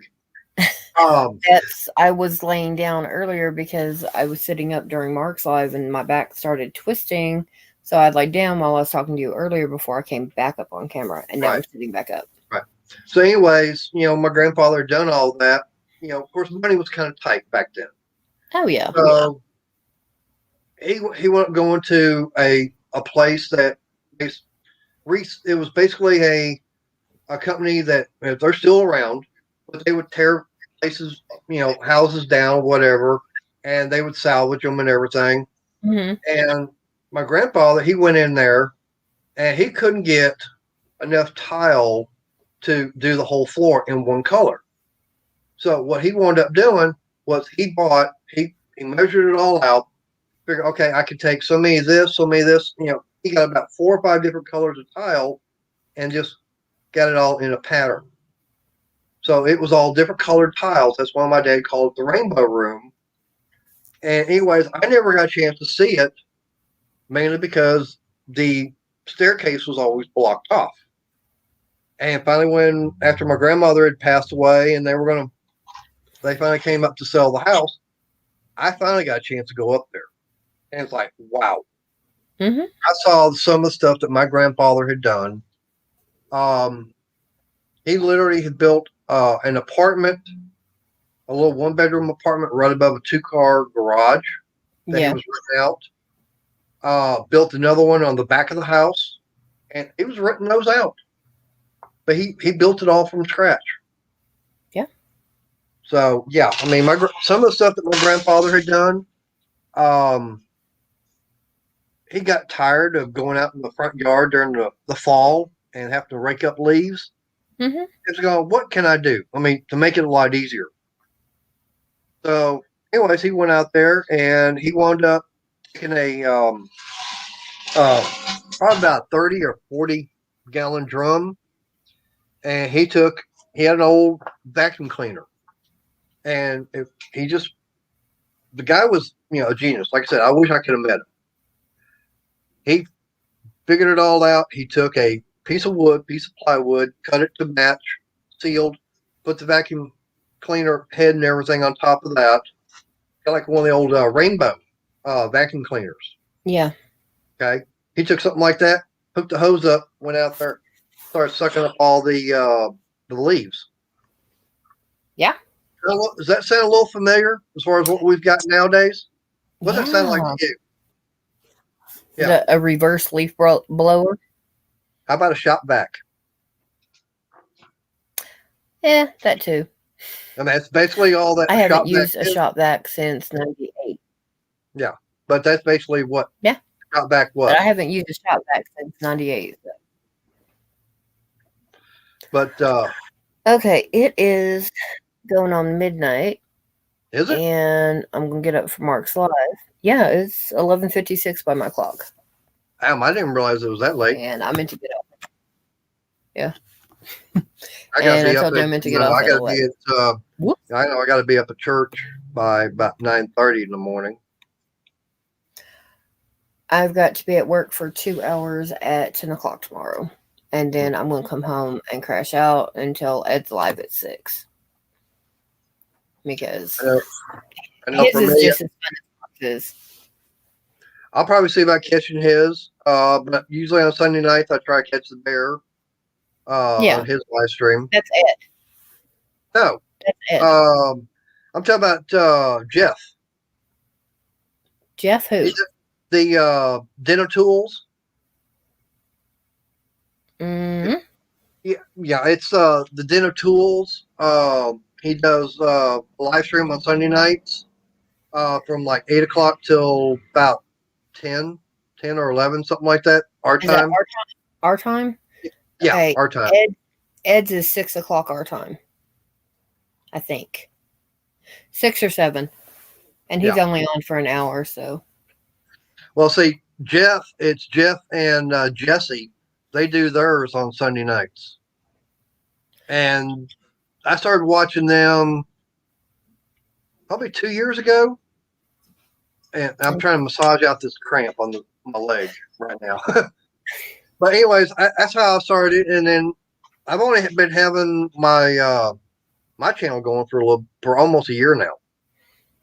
I've had a channel on, but I don't have any content. I've been on since 2016, and that's just simply because that's when I started getting into the crochet knit community, the yarn community, of going in and learning how to do different stitches, different patterns, stuff like that. And for me, go ahead. Just I started watching Froggy Went a Knitting. I started watching her about 6 months ago. Okay. And then it started really taking off on who I was watching and stuff. She sent you know what it is when they do a YouTube raid? We'll go to, like, everybody would come over here and say Froggy Raid. Right. Yeah, so she sent me to Tampa Boys Custom. And, pocket bikes, mini bikes, stuff like that. Cool. I grew up with that. sent me over to Ed. That was fun, nice. I understood it, and that just started getting hilarious. And trust me, watch some of the lives the last like 3 or 4 months, and the stuff that I'm saying in the lives, in the chats, not actually up on panel. And the stuff that everybody else is throwing in there. Listening. I gotta get something over here. I'm listening to you. Okay. And then he brought Mark and Sandy in, and that threw me over to Twisted V Twin, and it's just different. Snowballed, basically. Yep. Pretty much, and they sent me over here tonight. For me, it all started. What was it? About 6 years ago when I got my first bike, and I started. I've been watching YouTube before, but it was all mainly looking up videos, music videos and stuff like that. Yeah. I really wasn't getting into what YouTube really was about at that time. But anyways, that I started watching different videos on all the different motorcycle accidents where people are not paying attention when they're driving cars. Mm-hmm. And it's like I really started watching those, and then it just all of a sudden it's like I seen this animated bear and talk about Harbor Freight Tools, and it's like, okay, what the hell is this all about? So I started watching that, and it's like, oh well, that's the Den of Tools, and they do the Sunday night chat and everything. So it's like I started watching that, and then it's like after watching that for a while, started learning about it, and then it was like, oh, that's what YouTube is really all about. All the different individuals. It's like, sure, I wouldn't mind doing something like that. It's like, where would I start at? And I get message Jeff and everything. He told me, it's like, okay, the very first video I've got up on my channel is the bikes and everything coming in, doing a memorial ride for a fellow biker that got killed in a wreck. Yeah, so did that. My aunt's third husband, he got slammed in our hometown coming out of everybody knows it, everybody knows to watch out and everything, and he had the right of way. They just never stopped. Yep. And the only thing we took away from that is it was quick. Yeah. Because when he came off the bike, the way he landed immediately snapped his neck. So Jimbo, he was on his way home, and he came up to a curve, and he got into what they call the death wobble. And that's where, that's where the handlebars, it'll just start shaking back and forth. Yeah. And unfortunately, it happened right in a curve. Well, and he went no way to control that. Right. And I had no idea how fast he was going or anything like that. He could have been going 5 miles an hour. He could have been going 50. Right. Right. It wasn't him getting thrown off the bike that killed him. It's when his bike landed on top of him. Yeah. Mike, we did not forget you. We're here. Right. Oh, Mike's. No, Mike. Don't forget me. No, Mike. Ain't going to forget you. Can't forget you. But, like I said, that was like one of my first videos I uploaded. I've done, I don't know how many videos I've actually got posted right now. I mean, I actually, when I did the door, my garage door, actually did a video on that. I've been doing a video on my storage shed, showing how far I've got and everything. At the local dirt track, they did what they call a Home Revere midnight ride. One of the classes of cars, they got them out there and they let them put a LED light bar on there. They turned all stadium lights off. and they let them race with nothing but lighting from their own car. No, I wouldn't mind watching it, but actually getting in it, watching, I wouldn't have a problem. Actually getting in one of those vehicles and riding, you got me playing chicken. I will. I'm actually wanting to get another one built. And I would, if I was down there while that was happening, I would sit there and cheer you on. No way in hell am I getting in the car while the race is going. Right. No, I don't care. If I'm getting in a race car again, it's just going to be me, no passenger. Yeah. Well, I would not ride in a race car while a race is going anyway. I'm too chicken. Yeah.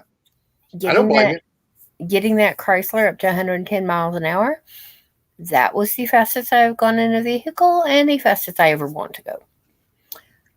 But you also got to consider race cars with the roll cage and everything they put in them. They're actually safer with all the safety equipment you have to have. They're a lot safer than your everyday street car. True, but I'm still chicken. Yeah. It's like, and of course, look at me. I'm out riding on two wheels and everything. It's like, I got to be very careful. I just don't have the balance for motorcycles. So when I went to take my safety course and everything for it, they say if you can ride a bicycle, you can ride a motorcycle. I can ride a bicycle. I can't do a motorcycle. Well, I don't know if I can ride a bicycle now because it's been like 30 years. I think I was like 10 or 12 last time I rode one. What was it? They say that riding a bicycle is like sex. Once you learn, you never forget. No, there are some days that I've forgotten what that is too. No, like I said, I think I was 10 or 12, and that was at 5'3", and I'm 6'1" and 330 pounds now. Yeah. How short? 6'1". Ooh, I'd be able to look up to you. Yeah, so did my ex. I like that. Yeah, my ex looked up to me, and then he raised his hand to me. I told him, I said, land that hit, see how fast you get in the hospital. Yeah, that's one thing that a gentleman should never do. I don't care if I'm stupid ass drunk and high as a damn kite and I'm beating the hell up out of you. You knock me on the floor and then you get out of there, call the cops and tell them to pick me up. Yeah. But you raise your hand, you do what you got to do to get out of the situation. But you raise your hand to me when I'm stone cold sober and you are too. No. You are not getting out of that situation in one piece. No, ma'am. That I agree. That is not the way a true gentleman should treat a lady. And that's why doesn't have to be a gentleman, a true man. Right. Because you're nothing but a wimp and a little boy playing at being a man. Right. Like I said, for me, I'm old school. And it's like, show respect for the females. It's like open doors for them, pull the chair out. We brought you into this world and we can take you right back out of it. Right. So it's like, you've got to show them respect. And it's like, and to me, it's like the relationships I've been in before, every time going out to dinner or something like that, I'm always second one to place my order. It's like, I always make sure that she orders her food first. And I may already know what I want to eat. But it's like, okay, what do you want? Stuff like that. It's like, okay, say we go out to Chili's or something. I just want some potato skins and a burger and fries or whatever the side is. I just want something simple. Right. I don't need to go out and have a lobster, and I don't need a 20-course meal. Right. Take me out to Mickey D's. I'm good. Now, the last time I actually had lobster was a little bit over 2 years ago. And the one nice thing about it was I didn't have to pay for it. Actually, I did, but I didn't. Because I was on a cruise down to Mexico. So the dinners you get in the main dining room there's going to be one night it's going to be lobster, or it's going to be it's going to be good seafood. Oh yeah, it's gonna be good stuff. Right, and the thing about it is, if you want seconds, no problem, they'll bring it to you. Oh yeah. And so I love going on cruises. I would love to go down to Mexico just to go in their open air markets, their stalls, the handmade stuff, the spices and stuff that you cannot get up here, no matter how much we bring up here. You know, there are some chili spices down there that are great. I've had them at friends' houses who get their family buys them by the pound. Right. And we'll send them up in glass spice jars. Right. And you cannot get them here. Right. And also I have some yarn from Mexico. I did a yarn swap with a guy and he lives in Oklahoma City. So across town, he gave me Mexican yarn. Wow. Yes. I will say this. Do not, if you do go to Mexico, there's two. Now, you're probably, going to be going out of Galveston, okay? Being in Oklahoma. Probably. Okay. Most of the stops that I know you get with like Carnival, which is the cruise ship I like. Okay.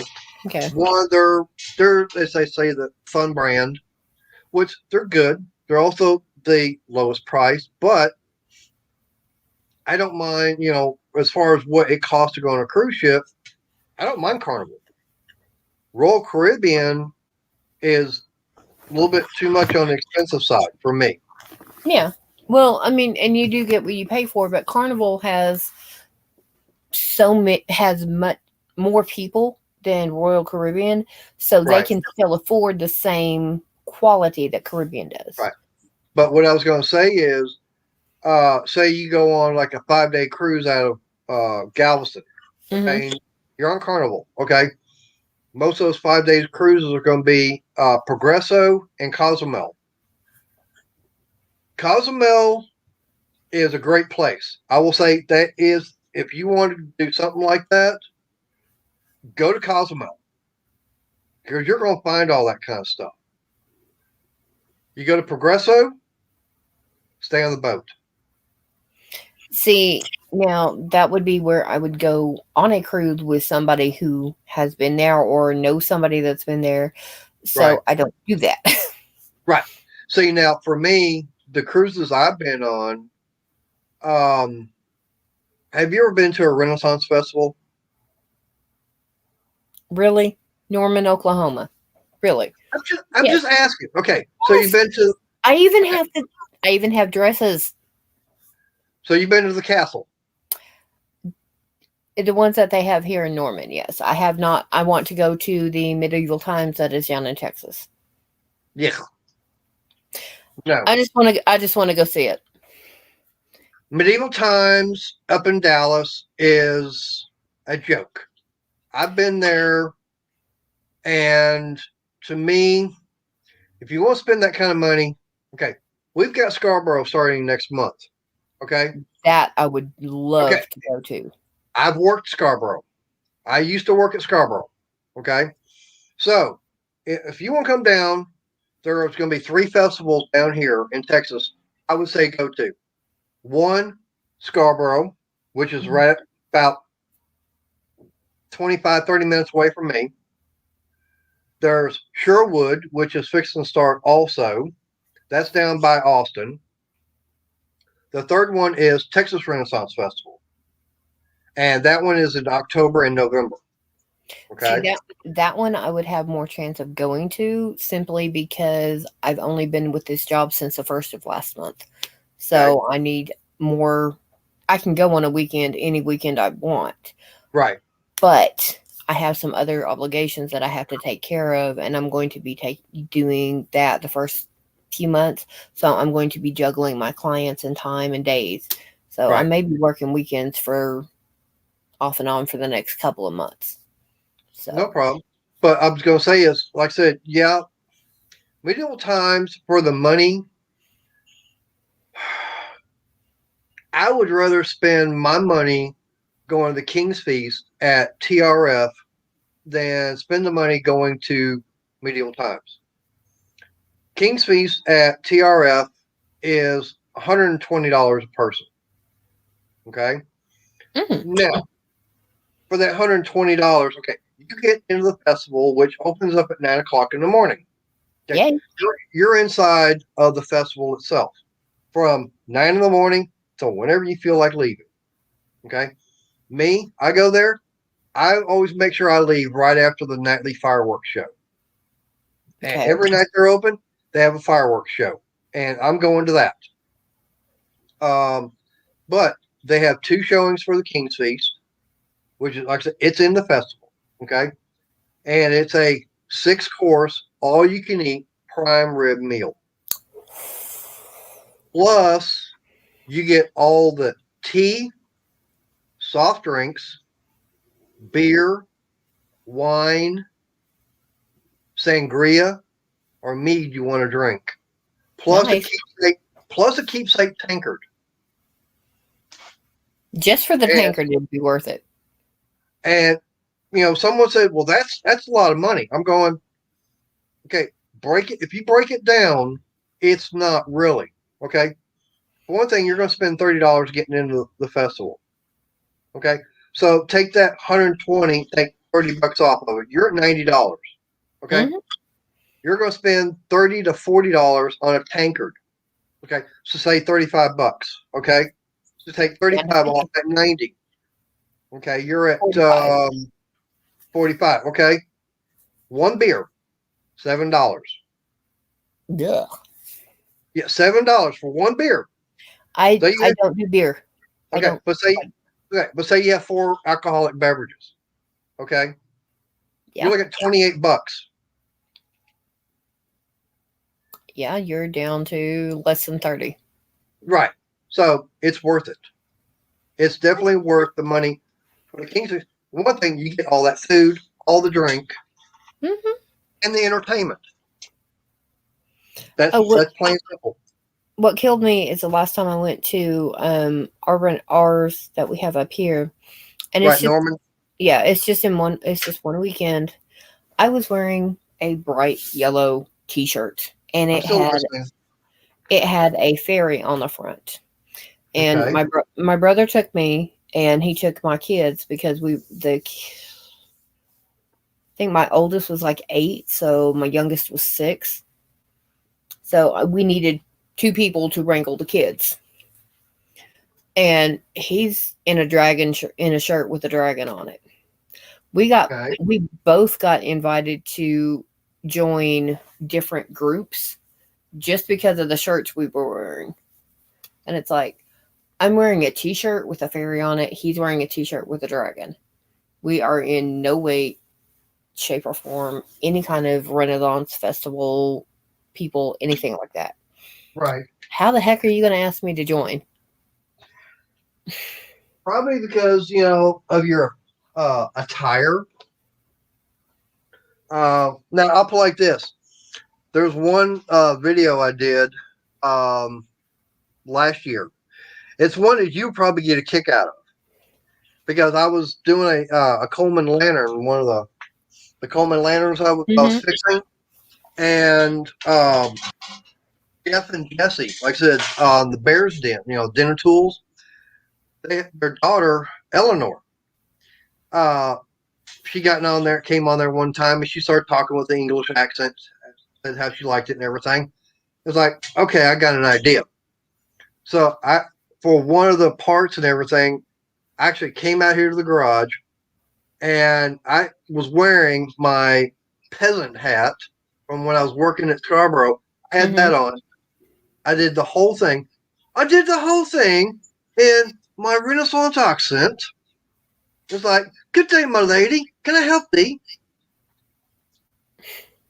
I did the whole thing in a British style accent. Oh, she would have flipped.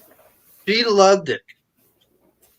So, when I worked at Scarborough, I worked at the drink booth at the Crown Kitchen.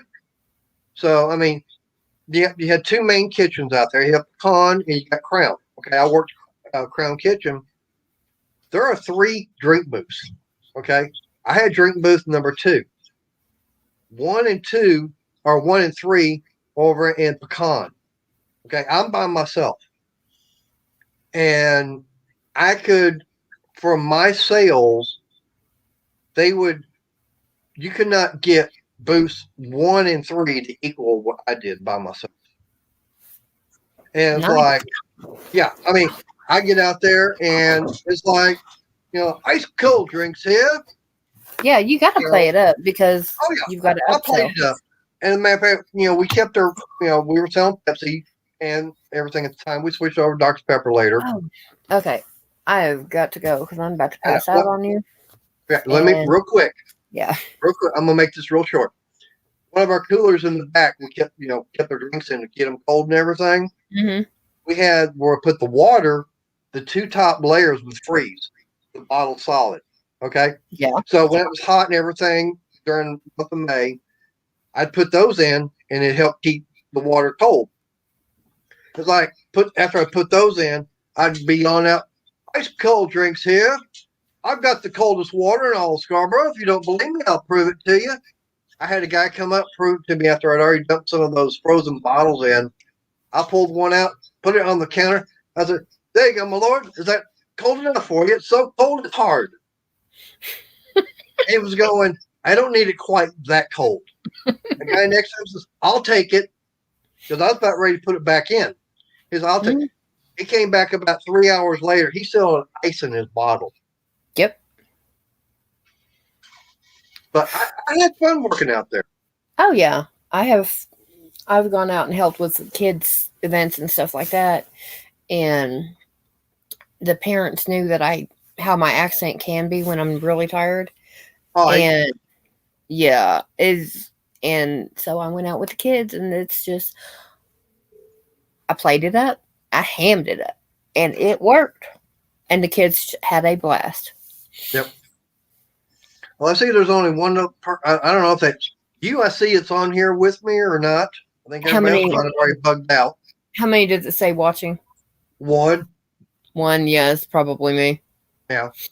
Yeah, well, I got a bug because it's 12:20 and my alarm is set for 5:15. So when it resets at 2 o'clock. Oh, yeah, we're going to lose an hour tonight. That's right. Yeah. If they hadn't said something in Mark's stream, I wouldn't have remembered it. And I would have talked to you for another hour. Right. But. Okay. Well, then, I bid thee farewell, and you have a most blessed night. Thank you. You have a good night, and I'll talk to you next time, okay? All right. Until we meet again, fairly well. Thank you. Bye. Night. Okay. I don't think I got anybody else watching. Hey, Mike, you still hiding out there? Or you doze off too? Who else is watching? Or is anybody over there with PS? Achoo!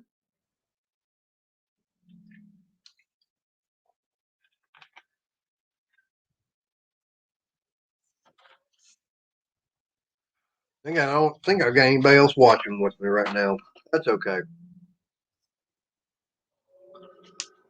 Oh. I didn't realize it was that late. All right, guys. If anybody is watching, I'm going to head on in because I did not realize it was that late already. So, till next Saturday night, I know I got some things going on with some ministry. Got a couple of benefits we're going to be doing. I'm hoping that I can get a chance to get back in time to do another one. Hopefully I can get back and do a live stream. So till next time, don't forget to like, leave me a comment, subscribe, hit that bell notification. See y'all. Hey, Shaggy, I was fixing to get off of here. Yeah, because I didn't realize what time it was. Tell you what. Hey, you want to hop on here real quick? I'll put the link on. And get this to work.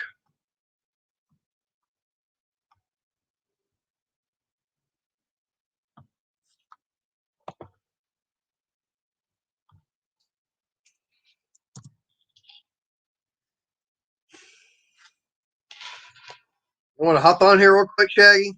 Not very long, probably as long as I smoke a cigarette.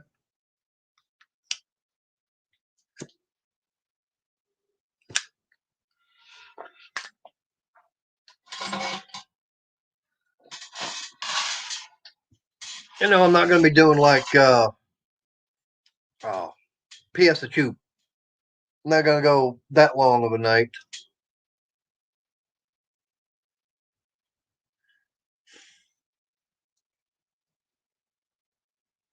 I've been having fun tonight with the StreamYard.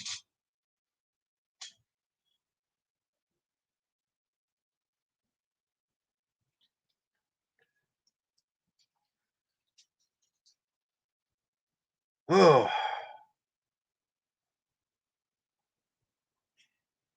I think on Mike Hodge, I think he done bugged out. I think everybody done bugged out.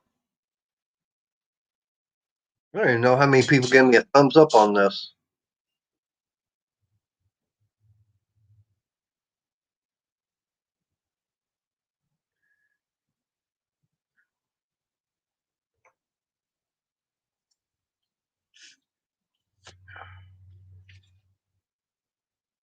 Yeah, 3.5 hours. I'm surprised McGill ain't. He not being here.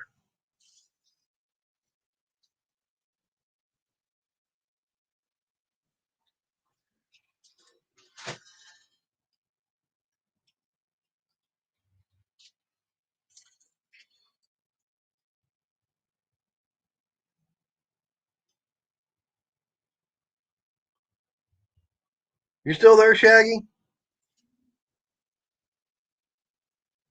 I don't know. I don't know how many people are watching right now.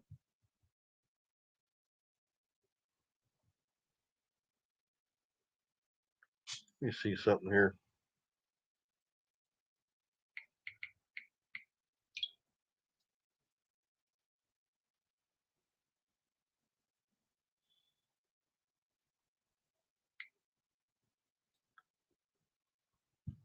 Oh.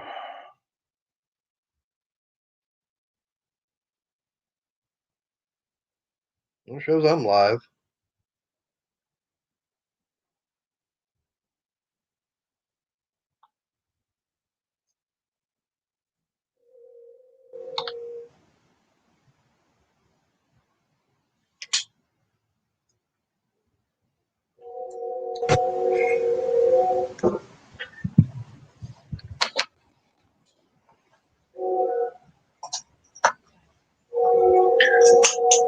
So who's watching with me?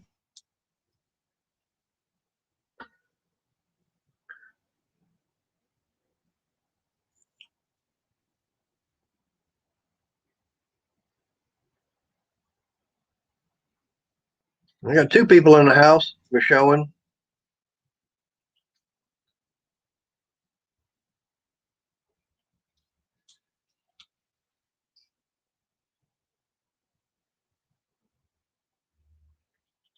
Hey, who wants to talk to me?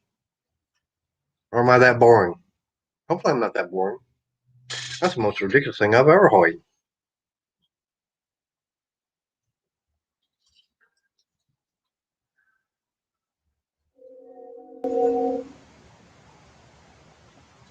The train coming.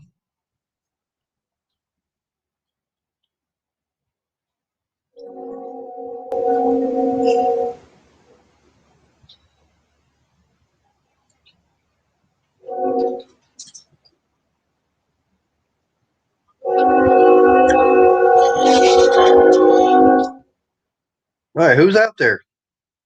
As I say, start putting something in the chat that way I know who's out there. Don't be a stranger. A stranger's the only person I haven't met yet.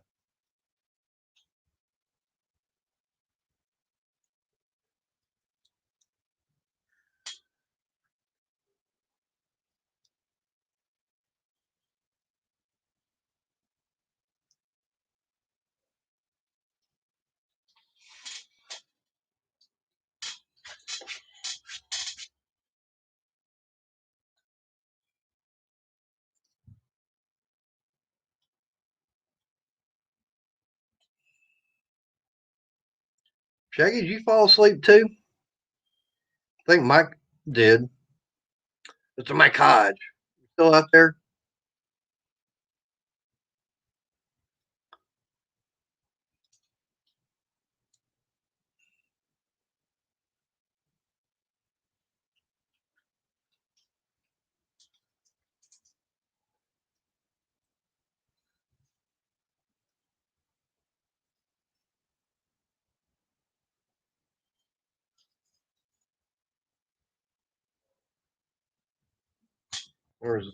Or is it this guy everybody wants to see?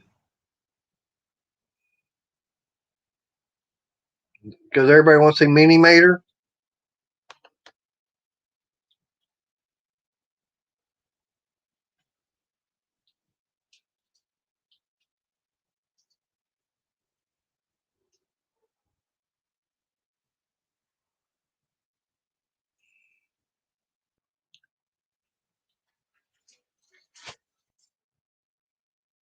All right.